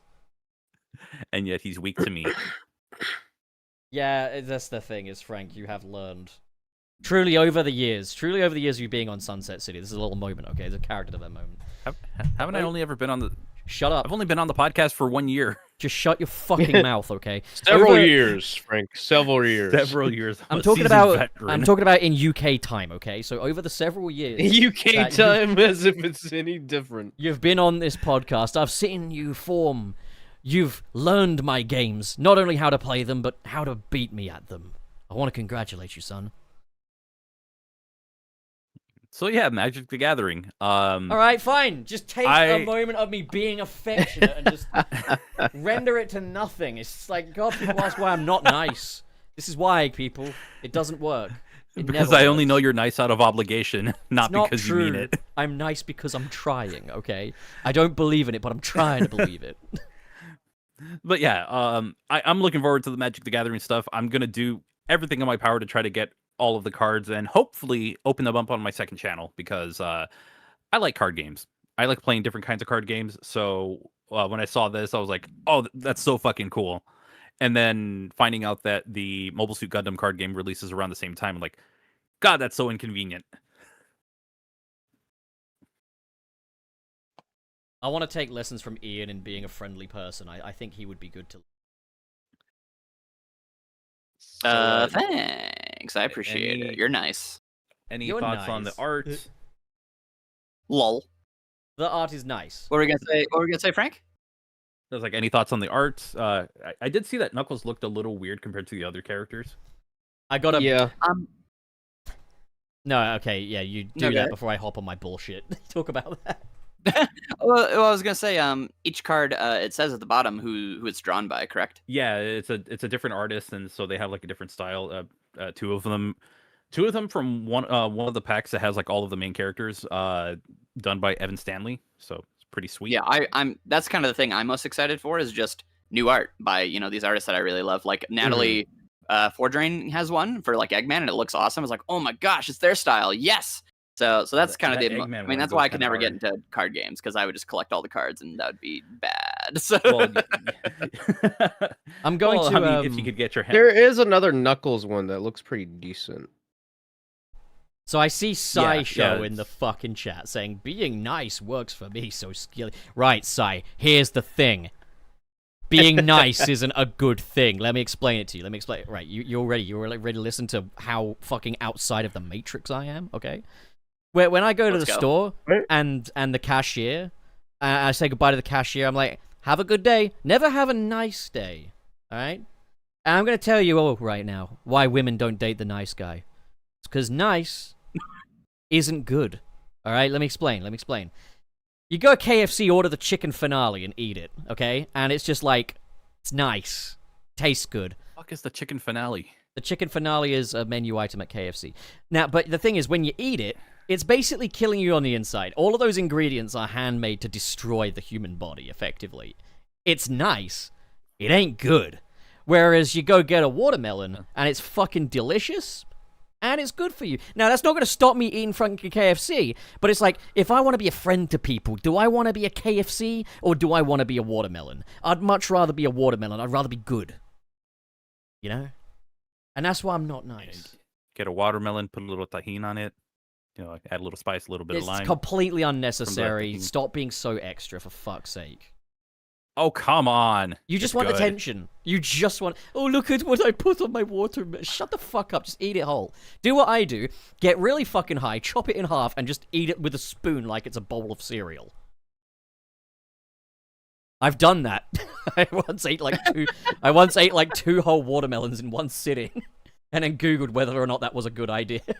I could never do that. I think You I'd get sick Googled right whether or not eating 2 whole watermelons was a good idea. Well, so you see, the munchies is a thing, and it's like, okay, I'm habitually I'm gonna go get like chocolate and stuff, and I it's don't like, think having 2 whole watermelons gonna cause you to explode. no, it's not, but it's got a lot of sugar in it. I'm conscientious Yeah, about that is my true. weight, like, you know, Just tasteful water.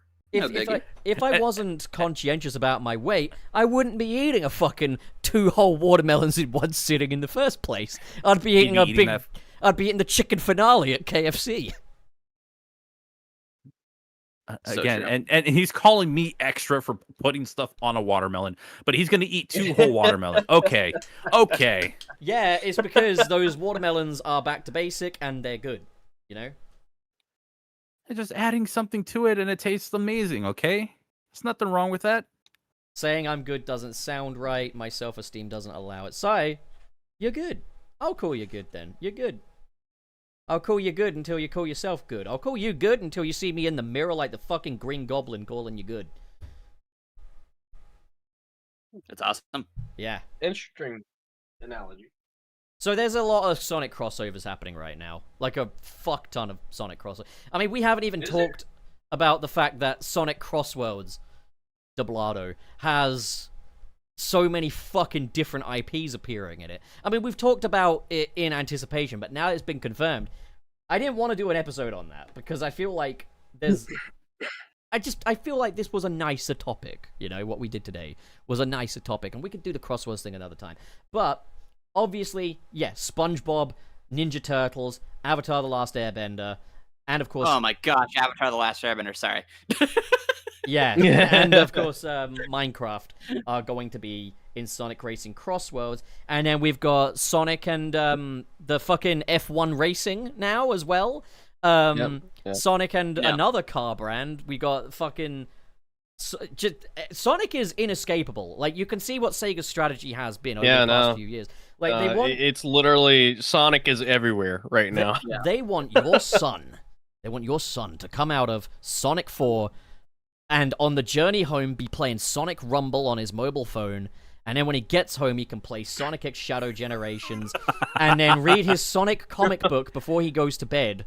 And, like, there'll be a Sonic TV show on Netflix for him to watch as well. But just when you're done with that, guess what, buddy? You want to play Magic the Gathering? Sonic's there too. You want to see racing? Good news, we got Sonic there. And you know what's been great is Don't forget about the Lego. Yeah, and the Lego, and looking at the comments of, like, F1, like, from F1 fans, and they're all just like, oh, cool, Sonic. Like, he's welcome. People like Sonic, and I'm just like... Yeah, man. I don't actually have a problem with any of this crossover stuff, provided it's contained, provided Sonic Frontiers 2 doesn't come along, and suddenly fucking Minecraft Steve rocks up to help save the day. No, I want to play a SpongeBob in Sonic Frontiers 2, alright? Make that happen. Just get Battle for Bikini Bottom, it's the same fucking thing. You know what? The correction I have to give is Sonic Rumble will still not be out. Oh yeah, you're right. Yeah, so, yeah, he'll be in the car waiting for Sonic Rumble to release. In the meantime, he'll be watching Dave stream Sonic Rumble. We'll get SpongeBob and Sonic Rumble before we actually get SpongeBob and Cross.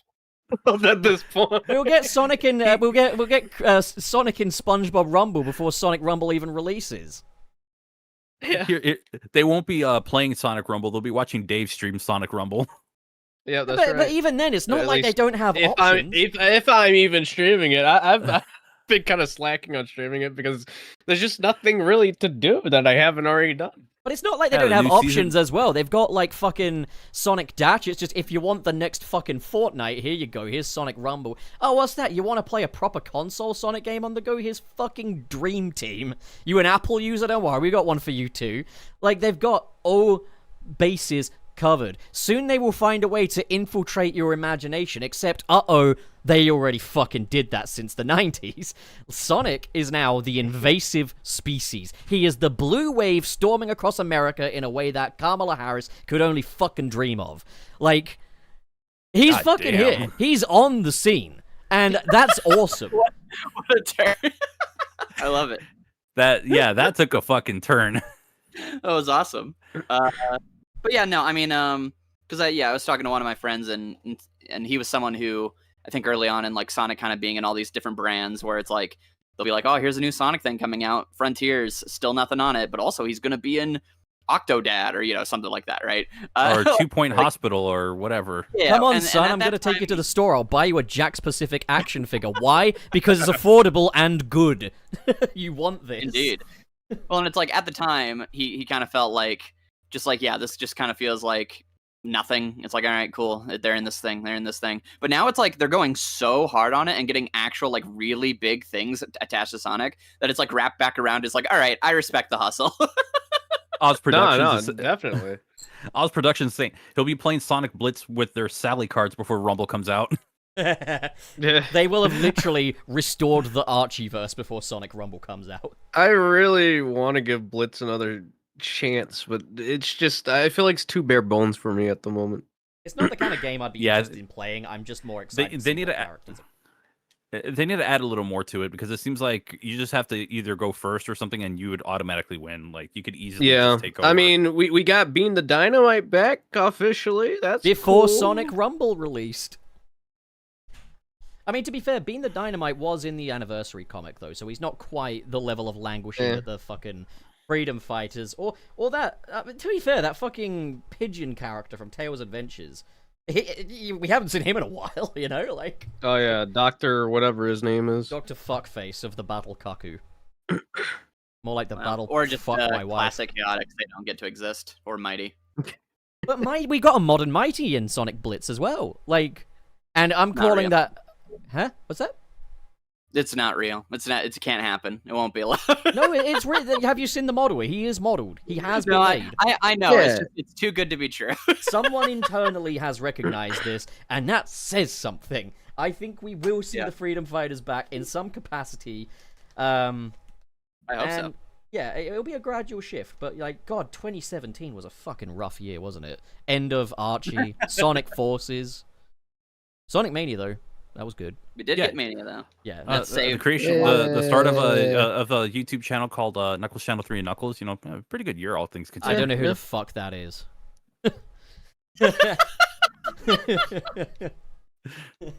Alright, fuck off, channel cuck. Fuck you. All right. Okay. All right. We'll move along. The great news is we're fucking done. So let me get the super chats up. I hope there aren't many. Yep. I'm just kidding. I hope there's loads. Actually, I hope there's not too many. I do want to go. But You're hoping for loads? oh, give me a big load of super chats. Okay then. I don't know what you were setting up with that. I tried to help. So while I'm copy pasting these, it would be good for you guys to like talk amongst yourselves about like something. Let's see here. Oh, I do have, I guess as far as Sonic figures, the closest I have is obviously his Smash Amiibo. And he's just sitting here hanging out to Zero Suit Samus and Ness. You know what? Everybody who's listening, you know what you should do? You should go and watch the newest episode of the Magnificent Motobug. Yeah. Is that stupid show that's written by an idiot? No, But really Pups, well that's not animated. speed. That's not Speed Ticket. It took Okay. them 2 years Holy to shit. make it. Pop. It's only right. I told you he can beat me at my game. Yeah, I'm still the main villain. So at the end of the day, you might win the fight, but I am still the Mac Daddy of Arlen County. That's so true, Shredder. Hell yeah. All right, we're almost there with these super chats now. I'm sorry, I'm taking. Oh, I guess I'll say with I guess I'll say with Avatar being in Crossworlds, not to go too deep into it, that just makes me very happy because Avatar: The Last Airbender is my favorite piece of entertainment ever. And I'm really excited for this kind of new era that they've been building up as far as like they're really like once Avatar's back, guys, it's not going to stop. They've been planning a billion movies, a billion shows, a billion games, and they're kind of just waiting for the right moment to like release everything, and going forward it's just going to be Avatar forever. So it's either going to go the way of the Star Wars where no one ever wants to hear about Avatar again, or hopefully it'll be good and they'll keep a good quality control. But just them being in this game is a dream come true, and we better get at least Katara or Toph as well. Hell yeah. Okay, so I've just pinned the message. I think the logical conclusion to the Sonic Crossworlds fucking season pass, The Simpsons. Gives The Simpsons. I want them voiced as well. Urge. Yeah. All right. You ain't getting that one. Urge. Okay, so Frank, you were first up with one from last week. So yeah, what I'm gonna do now is anything past the cutoff point, we read the next episode. So Borger. Oh, so from last week. Okay, so Mr. Krabs with $1.99 US. Carl Weezer, hi Wallace and Gromit / Rivet 2. I can't do a Carl Weezer voice, so You might not know the context of that, guys, but it's a Mr. Krabs comment. There's no fucking context. no context needed. It is what it is. There isn't one. All right, so next up, Borger. We have Mr. Krabs back at it again with another $1.99. Thank you. Gromit, why is Carl Weezer? Thank you, Mr. Krabs. Borger for Ian. Ian, you're up next. All right, let's see. Mr. Krabs, $1.99. I forgot to put. Why is Carl Weezer here? That's so true. Borger. Dave.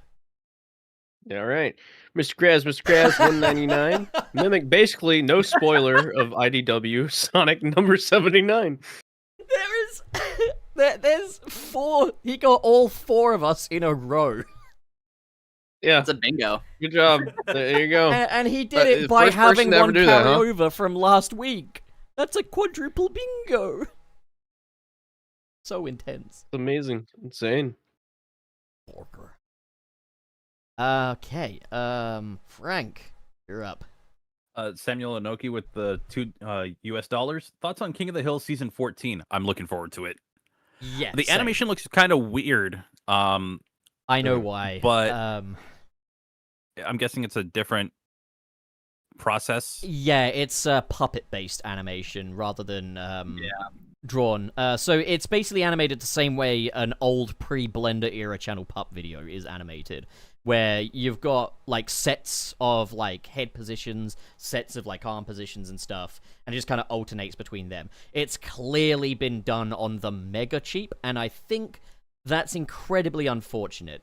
What I will say is the updated character designs and the overall look of it at least mitigates this. It still looks authentically King of the Hill. It's just in motion, it's stiff now, and that's very unfortunate. Yeah. That is the way a lot of TV budget animation is going now. The thing is, you can dress up puppet animation to look better, which they haven't really done. Maybe in like a future season or something, they might get a budget increase and maybe put a few more in-betweens on there. But for now, it is a very stiff pose-to-pose animation style, which I'm not happy with. But at the end of the day, I am at least happy that it still looks like King of the Hill. Like, and the clip, yeah, it's promising. That's King of the Hill for you. I do wonder if Hank has remembered that Bush gave him a weak handshake. Maybe he'll bring it up. Maybe he's moved on. But yeah, it's going to be a lot of fun. I'm very much looking forward to it. Yeah, I think it's something to where you won't like it probably, the animation, but we'll probably get used to it, I would say. I can at least look past it, like. Yeah.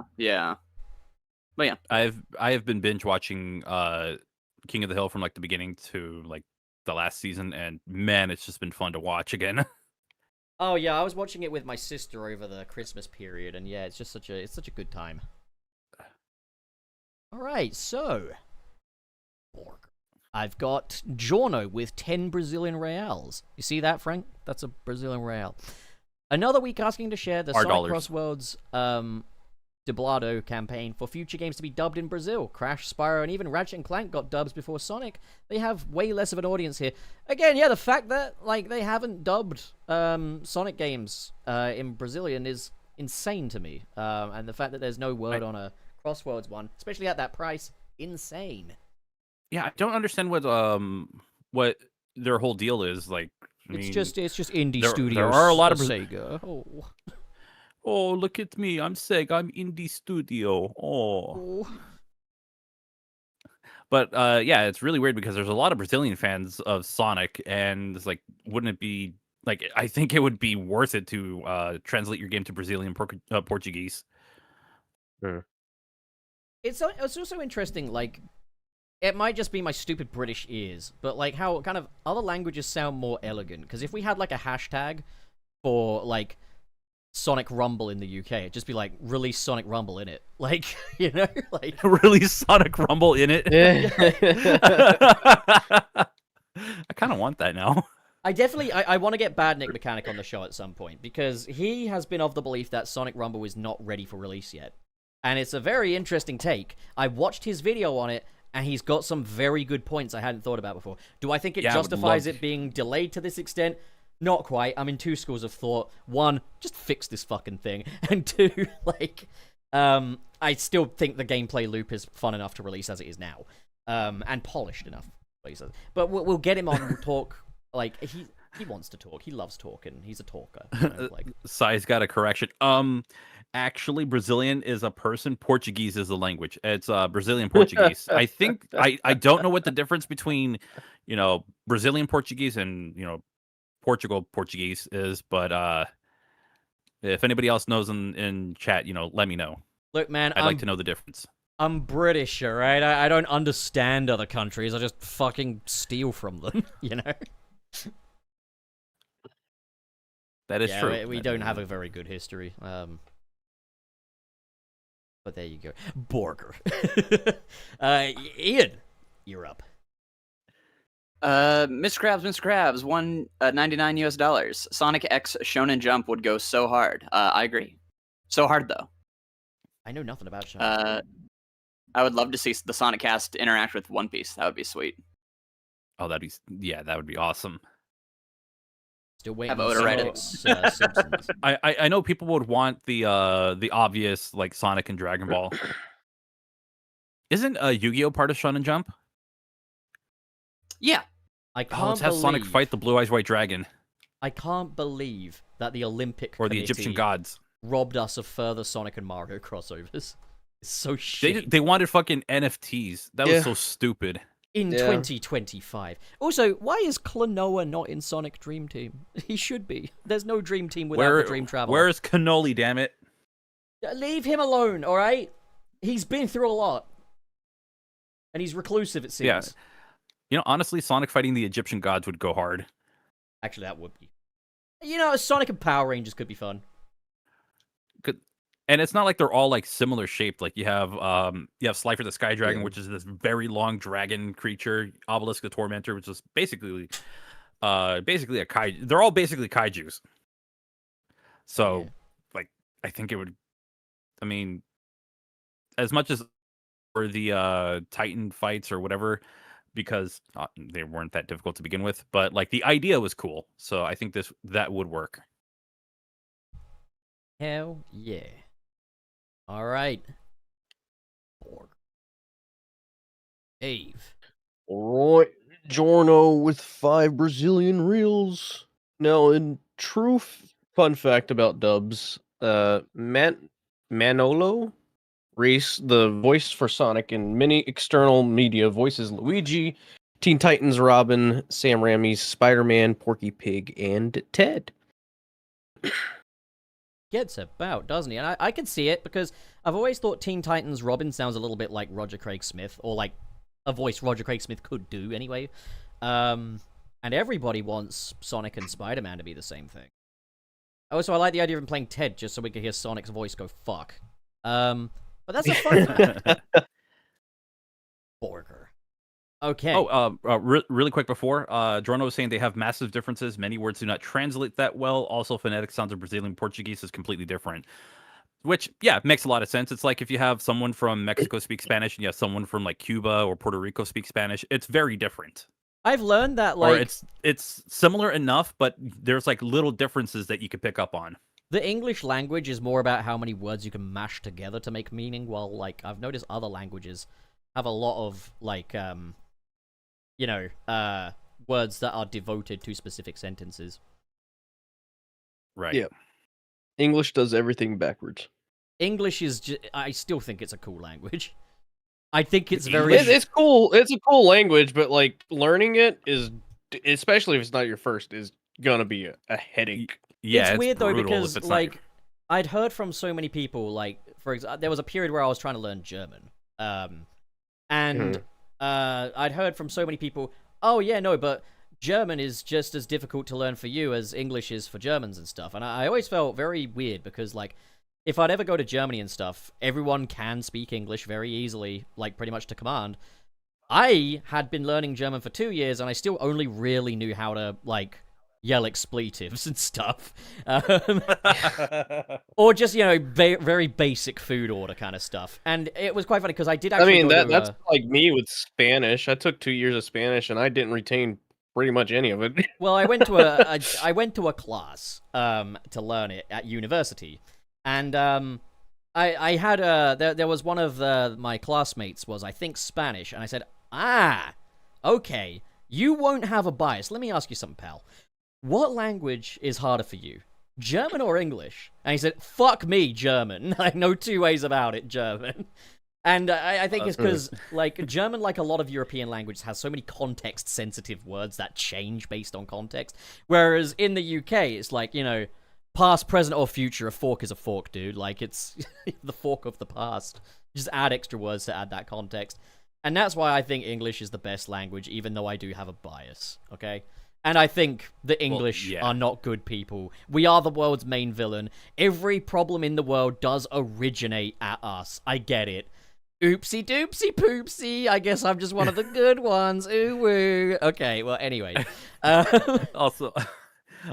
Dave, I was gonna one up you with, it was like, oh well, you took 2 years of Spanish and didn't learn a thing. I took 2 years of Spanish in high school and I took a semester of it in college, and I'm around Spanish speakers frequently. I still can't say much. My dad can, like, he knows some Spanish because he took it so much in university, but like I couldn't fall into the habit of just being around people that spoke it because I don't live in an area with a lot of people that speak Spanish. Yeah. Oh, I still know how to say happy birthday in German, and that's very funny. Right, you guys ready? Herzlichen Glückwunsch zum Geburtstag. It's a mouthful. Like, it's a lot. Jesus. See, that's the perk of living in California. You get you get the extra languages.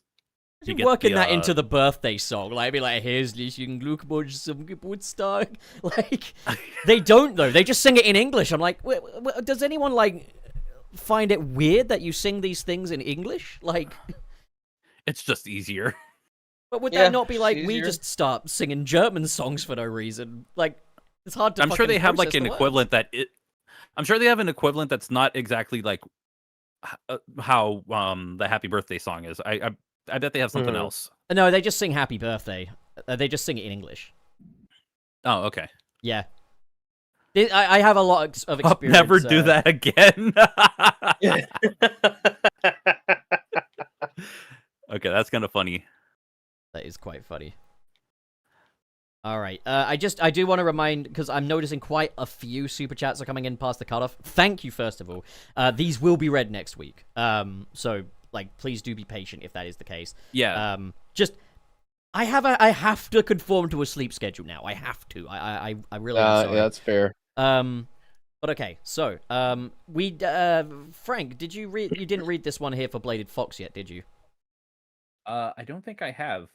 Bladed Fox with a $10 super chat, or Bladed Fox 14 with a $10 US super chat. In Archie, Eggman would have made Cyborg Superman. Honestly, yeah, I wouldn't be surprised. Archie I'm surprised Eggman he like. I think that's the problem with the DC and Sonic stuff only being 5 issues. There's not a lot of time to just do really cool shit like throughout the whole story. You kind of have to like do some cool stuff and then wrap it up. How cool would it be if it was like, all this time Robotnik had like scanned the Justice League and he's made like metal counterparts to them? That'd be sick. That would be awesome. I would love that. But then Batman would probably just jump on their heads and kill them in one shot. No, Sonic would just defeat them all because Sonic apparently has to be God. Like, here's the thing. Yeah. Batman would beat Metal Sonic because Batman has a great command over technology. Batman didn't beat Metal Sonic with a command over technology, though. He just sat on his head. Oh yeah, that's what I was gonna say. Is I think the way you keep your 2-page back and forth and still have him beat Metal Sonic is just make the entire bit that like the bat, like, you know, he's coming after Batman, and then the Bat motorcycle comes in, and Metal Sonic just easily dodges it, boosts towards Batman. Then like the Bat helicopter comes in, starts shooting around Metal Sonic. He dodges, destroys it. Then like another Bat helicopter comes in, destroys it, and then he just gets hit by the Bat tank. And it's like the only way to beat Metal Sonic is just to run him over with every single Batman technology. There you go. Makes Batman look good. Makes Metal Sonic look good, and then Metal Sonic still gets up and he goes after him or whatever. There you go. Batman goes to metalsonic.com and uses inspect element and deletes everything. Like, the thing is, like, Batman, here's the thing, like, how would the Bat Cycle even catch up to Metal Sonic enough for him to do that? Like, I'm sure Metal Sonic is faster than a motorcycle, right? He could just hack into Metal Sonic's mainframe. Yeah, and then make Metal Sonic into Robin. It would be very funny. Yeah. Oh well. And then go buy the domain afterwards with the Bat credit card. Yeah, he goes on GoDaddy.com and buys the Metal Sonic domain. Okay, so next up, Oz Productions with $5 US. Thank you, Oz. I can say at least this crossover is better than the one with Robbie, where they did give Batman superpowers and turned him into a literal Batman. So was that just their kind of take on it then, or was there that's kind of weird? Why they made him weird? I've never seen that collaboration. I've heard about it. I've heard people don't like it very much. Oh, that's a shame. I think it came out around the time that I started watching Ruby, and I figured like, I'll get to this when I can, and I kind of just dropped the show entirely. You mean Robbie, right? It's spelled Robbie. No, it's pronounced Ruby. But it says Robbie. Yeah, that's just... it's pronounced Ruby. Why is it pronounced Ruby when it has a W? Although if W is double U, should it not be just 2 U's?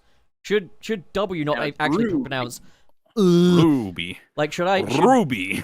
should my real name not be William? Yeah. Like, you know. That would be funny as hell. Just Oh, start God, I "Hi, would- My name is William. As long as you have enough rubies. As long as you have enough Robbies. But work the same, does it? the group it's pronounced Ruby because it's named after the main character who is part of a group, and they use the initials of their first name, which is to make it kind of spell like Ruby. Yeah. yeah. Yep. Yeah, well, if it were cooler, it'd be called Robbie. I'm just saying. It's quirky, pup. That's How the do you idea. like your steaks, It is guys? quirky. How do you like your steaks?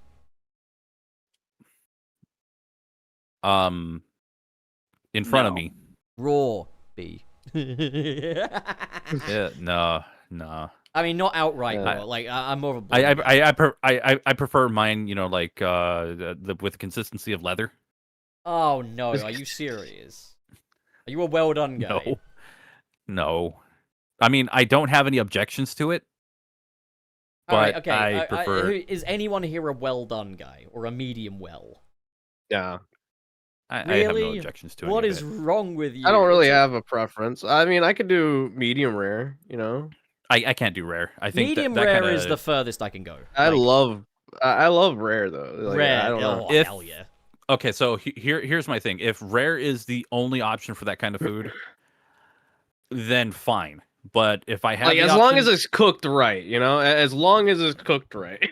Yeah, as love long as how I don't have to, like- In the last few episodes, I've been like, we need to do super chats with expediency, and here I'm like, okay, we'll read some super chats out next week, because past the cutoff, and because I want to go to bed. And now here I am, like, how do you like your steaks, by the way?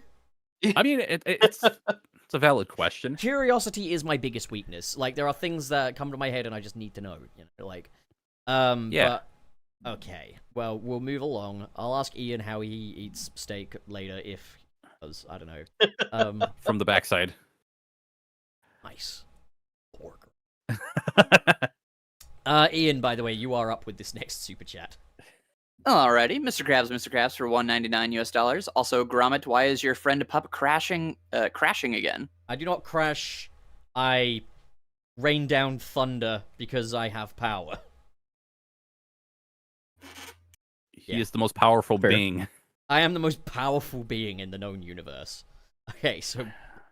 But don't ask me about the unknown. Dave. You're up. Yeah. why I'm okay with the Mr. multiverse. Krabs with $1.99 US. I still enjoy IDW Sonic even with the flaws it has. Me too. Oh, absolutely. Like, I still enjoy it. And, like, when you get a good one, you get a really good one. But I really think they have struggled to move on from Metal Virus, if that makes sense. Like, as in, like, Metal Virus is still the de facto IDW Sonic story for a lot of people. And I think they've never gone anywhere close to that big since. Well, I think because Metal Virus was probably pitched around the time when IDW's canonicity was still in flux. Because if you've noticed, ever since then, we have not gotten anything slightly comparable. Not even like close to that amount of like scale. Not even like a smaller scale. Just like, oh, it's the end of the world, but like it's less characters. Like, no, the biggest we've gotten since then is, oh no, this city might do something, and then it doesn't literally do anything, and we just fight a robot. No, it literally, it probably is like one of the last remnants, I guess, of Archie. Maybe it was intended for that, because like, yeah, you've got the Metal Virus, you've got the fucking Angel Island Metal Sonic storyline, which is amazing as well, and then you got Metal Virus kind of back to back, and afterwards it's like, oh no, Eggman brought unorganic potato salad to the picnic. What will we do? Like. Yeah, the stakes rapidly plummeted to personal stakes, which is fine. But unfortunately, if you can't give personal stakes to the main characters, that's kind of why Metal Virus and the Metal Sonic arc were at least fun for a lot of people, because it's Sonic doing what you like to do in the games, which is he goes on big adventures. Now he doesn't. So Now he goes to flower shows and picnics and eats sandwiches and pasta and goes shopping. I mean, that's probably why this DC crossover is kind of standing out for a lot of people, because at least there are, like, you know, ideally there's stakes, right? There are big things happening. It's still So. the best thing in a while, I guess I'd say. I mean, I didn't read the Phantom Rider arc. Like, I kind of, dropped off at that point. I've heard that's quite cool, like, if you're into, like, riders and stuff. I just wish it was in more of a future punk world, rather than this little woodland critter world that IDW exists in. Indeed. Alright, well, anyways, IDW hating aside, because I'm IDW's #1 hater now, it seems. Long live the Knuckles TV series. Oz Productions is going to be read by Frank. Okay, Oz Productions with a $2 super chat, or $2 super chat. The latest wave of Jakks Sonics have soap shoes. Okay. Oh yeah, no, they do. Yeah, I've seen. I kind of want to get cool. one, but at the same time, I'm like, do I really want to just buy the same figure again just because it's a different shoe? Yes, it's a new hat. I mean, I did pay real money for Soap Sonic in Sonic Rumble. Like $1.99. It was cheap though. Yeah, it was cheap. Some of those skin packs though are like At least you could pay for it. Some of these are like $20 for like Jet or some shit. It's like, what the fuck? You're fine. You're fine. Yeah. I'm not paying that. Yeah. But then they do have red ring options as well. So yeah, just eat a chili dinner, put your anus on the screen, red ring. There you go. I remember hearing a rant the other day about one of the characters being like over $40 or something. Damn. But I don't remember which one it was. I was about to say I read a rumor about one of the characters being over 40. It's Knuckles. He's over 40. Man's tired. I mean, there are a lot of skins, I would say, that are definitely overpriced in my opinion, but I got like so it wasn't even part of anything. Like this was by no means paid, but one of the rewards I think in the Sonic 3 thing was like a coupon for the Neon Sonic, so I was able to get that. But like the other Neon suits were very like you'd have to really grind for those red rings for those. And like let's face it, I got other things I gotta do. That being said, the red ring economy isn't actually that bad when you kind of realize that the challenge battles are the #1 way of getting red rings. It is until you run out. Yeah, once you've exhausted all of those, then you're kind of stuck just paying real money. And then you're just doing Rumble rankings, which is just too much of a grind at that point. And I feel like even then, they should still reward you some red star rings at the end of the league if you don't make it to the next league. This is where Trey would come in and go, "What have you tried? Just not being poor." That is true. Trey would say that. He's so let me just drop $80 to buy one single red star ring skin. He didn't actually. He's never rewarded for at least. Well, he has said that playing his Switch too. So in his ivory tower. But like, you should be rewarded for like getting past certain thresholds. Like I think that would be a great way to kind of ease up the amount that you actually have to pay for any kind of decent cosmetic. Mm-hmm. Yeah, you know how it is. All right, we'll move on to the next one because we must have expedience. I'm not good at this, clearly. Borker. Oh, and it's me. Okay, great. I've got KB with the $9.99. Thank you, KB. I still love the comics, though I will say that both DC X Sonic and recent issues of IDW Sonic have a bit of a pacing problem. Issue 79 was cool, but the issue happened way too quickly to be satisfying. I've heard a lot of people saying that as well. I haven't read it for myself. I don't know where we're at, but like I have heard that a lot of people were not very satisfied with the conclusion of this story, and there have been some people that have been like, okay, that's enough IDW Sonic for me because things are just not going to get paid off in a good way. And I guess that's how a lot of Doctor Who fans are feeling. So if you're a Doctor Who fan, write in the comments and let me know how upset you are. I'll try and make you feel better. But okay. Borger. I'll try and make you feel better by telling you it might be cancelled. So, Ian, you're up. All right, Mr. Krabs for the $4.99. Thank you. Though what hinder IDW Sonic from being great, I would say is more of the higher-ups in Sega deciding on what happens with the franchise than the writers. To an extent, but there's only so much that can be an excuse when what they are trying to do, you can look at and go, okay, did they do kind of like this one? With whatever they tried to do in the story, maybe it's not as ambitious as maybe we would have wanted, or, as maybe like emotionally driven. Yeah, maybe that's a Sega thing, right? But think the if they do story it is having- properly, that's on them, you know. So go ahead. I think the run having just excessive downtime and focusing a bit more on the diamond cutters than maybe it should is down to Sega to an extent, because I believe Sega's whole thing is do not tread on the toes of game continuity now. That's the sacred timeline. Don't risk treading on its toes. There hasn't been a post-Frontiers game because we don't know what the next game's going to be, so we don't want to tread on its toes. Stuff like that.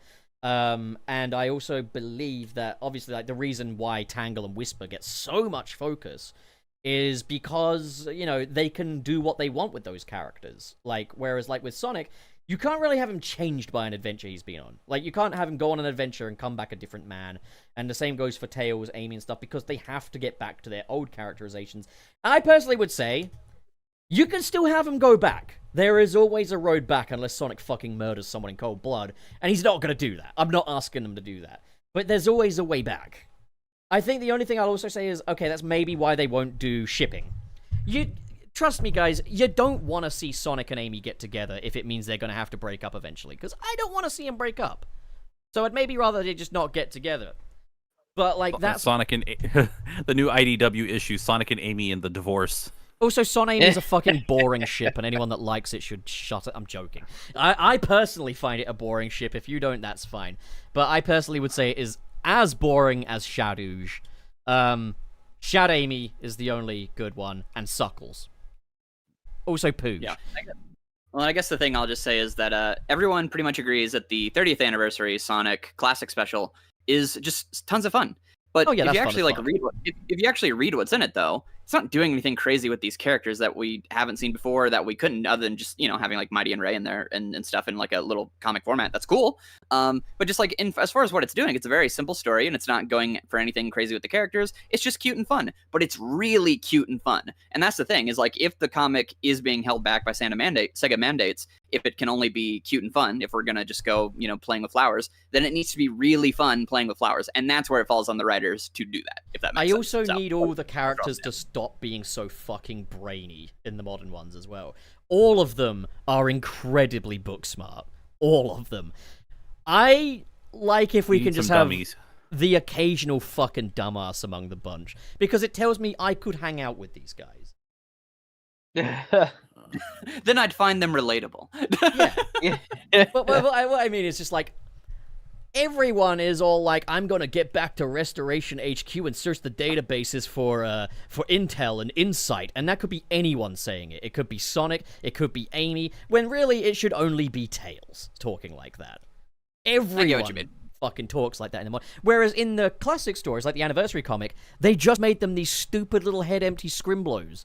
And that, I think, ultimately, yes, I'm happy for the modern comics to be more serious, but I think you never need to lose touch of the fact that these are little dumbasses running around in this world. Because that's the vibe I get from, like, Sonic Adventure 1. Sonic is a little rascal in this world. Tails is smart. He's still a fucking idiot. Amy's dumb. Knuckles is fucking dumb by design. They're all fucking dumb in Sonic Adventure 1. These are little dumbasses. Let me have my little dumbasses back, you know? Sonic Boom took dumb by design a little too literally. Well, yeah, they did in Knuckles' case for definite. But which one's my left again? It made serious moments and action moments that much cooler because these characters have no fucking business doing this. Like, I love just like, you know, I remember we were explaining the Titan vocal tracks to my buddy Sam, who's a musician, and we just said, okay, so picture this. A gigantic fiendish robot battling it out with a tiny, tiny, tiny hedgehog. And it's fucking epic as hell. But it's mainly because Sonic is so dinky. Just let his personality be a little dinky guy again, you know? When you see Speeding Ticket, everyone's gonna be dinky. They'll all be dinky little guys. Not an idiot, okay, Frank? Fuck you. We're gonna get Sonic Rumble before Speeding Ticket. You're gonna... No, maybe. I hope you will. I hope you'll get Sonic Rumble before Speeding Ticket.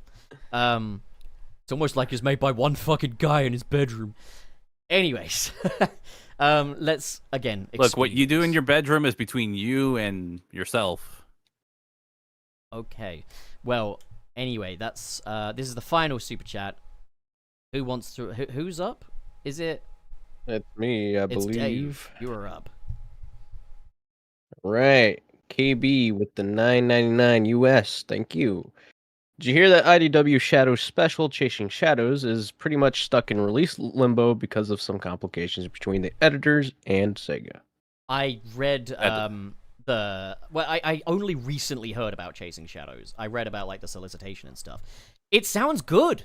It sounds like the best thing to come out of Sonic comics in a while. Like Shadow just visiting Resident Evil Village effectively. Okay, great. It'll be nice to have a Shadow story that isn't just his origin again.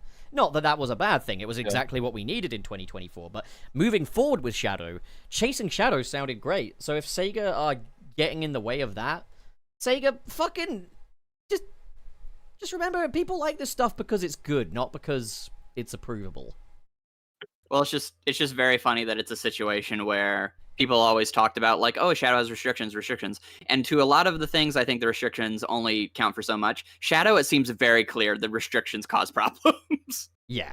Like if even like this new writer is like, I want to have Shadow go to a village and be cool, and it's like, I don't know, he doesn't need to be that cool or whatever the problems are. It's like, how can this be that big of a deal? The problems that have plagued Shadow for so long have always been that all of Shadow's own stories involve him overcoming some form of apathy, but then the next time you see him, he's just back to being his grumpy, apathetic self.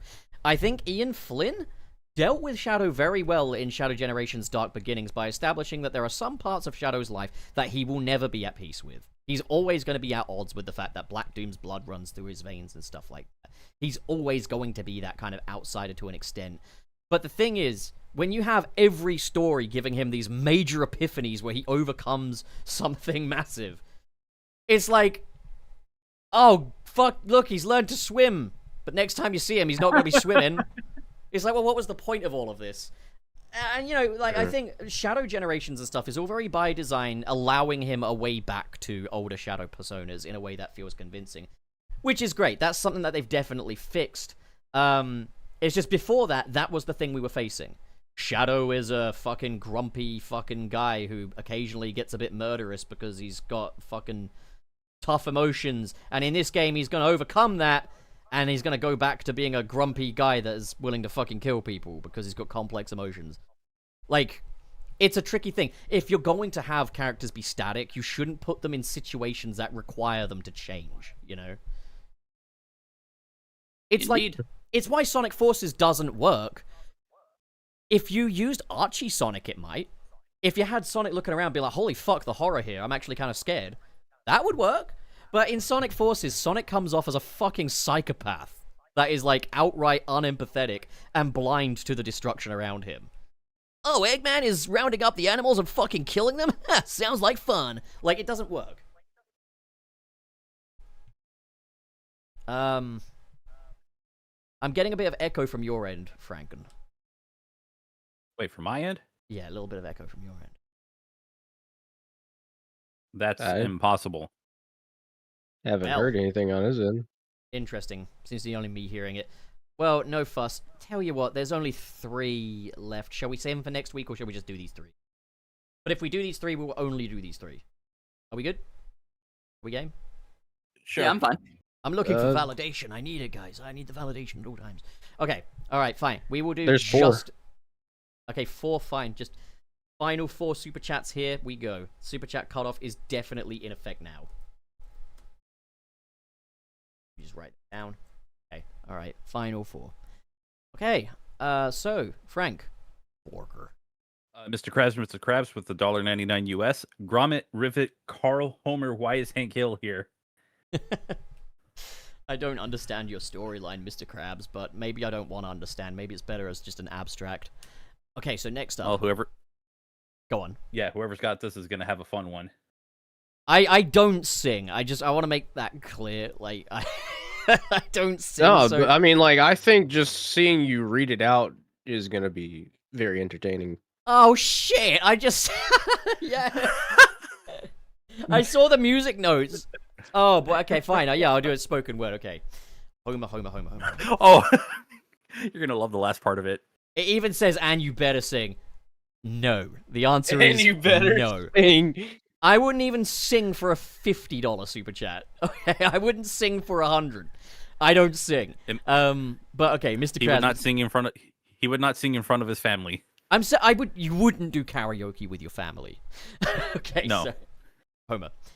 Den kokoru. Hikaredaku sono mabushi igao ni hatinai yami karato bidasu hold my hand.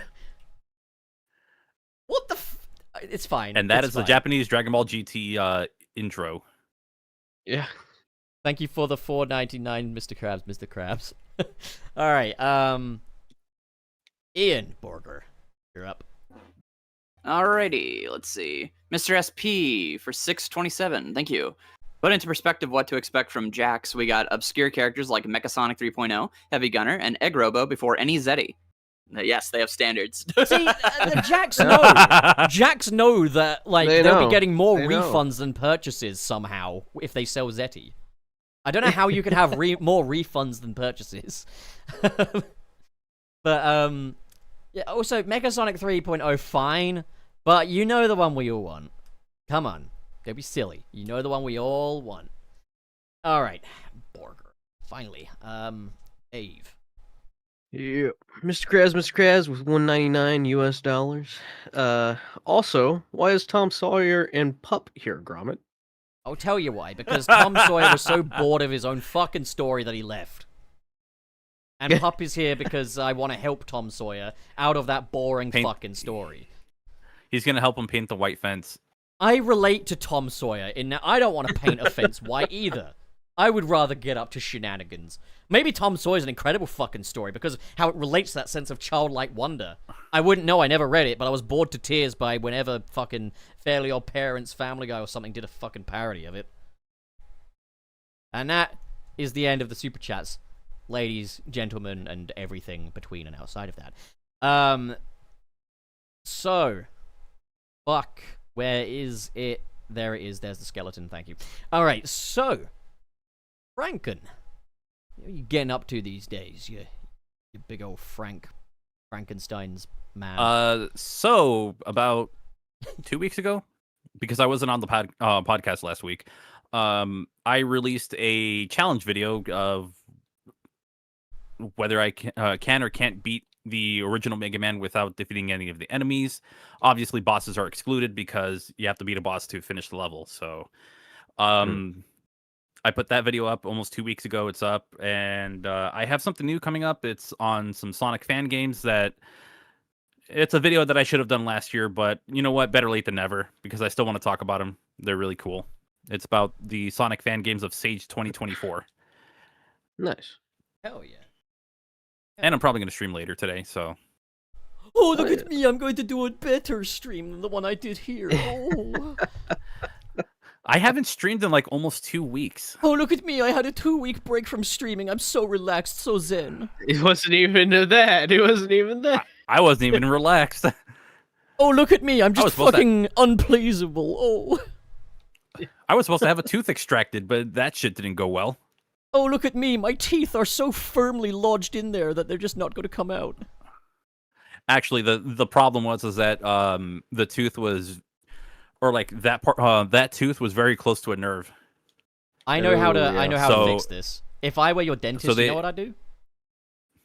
I'd look that tooth straight in the eye and say, "It's June. It's Pride Month. Come out." It's June. But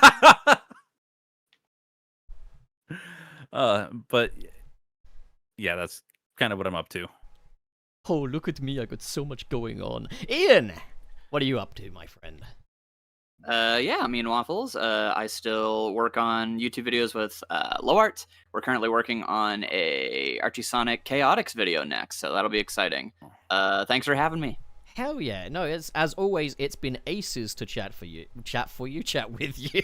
Chat for you. Thanks. Sorry I was a little quiet this week, but I was just chilling. Nah. You contributed. That's what counts. And finally, speaking of aces, Dave, what's going on? Oh, you know, the usual. I've thought about doing some video content. Don't really know what I'm doing right now, but I'll cook something up. But in the meantime, you can catch me on my live streams over on my YouTube channel. That's about it. Hell yeah. Trey, what are you up to? Well, guys, I'm going to be Being a starting Hollywood making YouTube videos very soon. I've got so much stuff down with all the equipment that I've bought with my money, and yeah, it's really His coming generational along. wealth. I'm working on it, okay? I'm working on it. Dylan, what are you up to? Well, guys, I just released the Magnificent Motorbug over on my buddy Pip's channel. Now, the thing that makes this so special is that some of the filmmaking that goes into Pip's sprite animation is genuinely superb, okay? It's excellent animation, considering it's in the sprite stuff. I voice Motorbug. I also do a bunch of other shit. I don't quite know the extent of it. But either way, it's a great project. Episode 2 out now. You can also watch the remaster of the first episode. So there you go. Pop, I what think are you up to? I think he also voices another character, but that's like a He spoiler. does. It also has Lil Boulder in it, who has been on the show twice now, I think. So there you go. That's me, Dylan. Hey, hey, hey. Pop, what are you up to? Well, I'm glad you asked, Dylan. I fucking don't actually... No, I do. I know what the next YouTube video is. It's going to be all about CGI in comic book movies. Have standards kind of slipped? Why would they slip? Why some CGI works, why some others don't, and why there are instances where you've got some bad CGI, but it's okay because it just kind of works, and while there are other instances where bad CGI, the Flash, can completely ruin an experience. So that's what my next video is going to be about. And I start my new job on Tuesday, so that's kind of cool. On a Tuesday. Oh, shut up. Thank you, Ian. Did I say Tuesday? Did I say it? Yeah, you did. No, I didn't. I said Tuesday. I heard Tuesday. You fucking suck, Frank.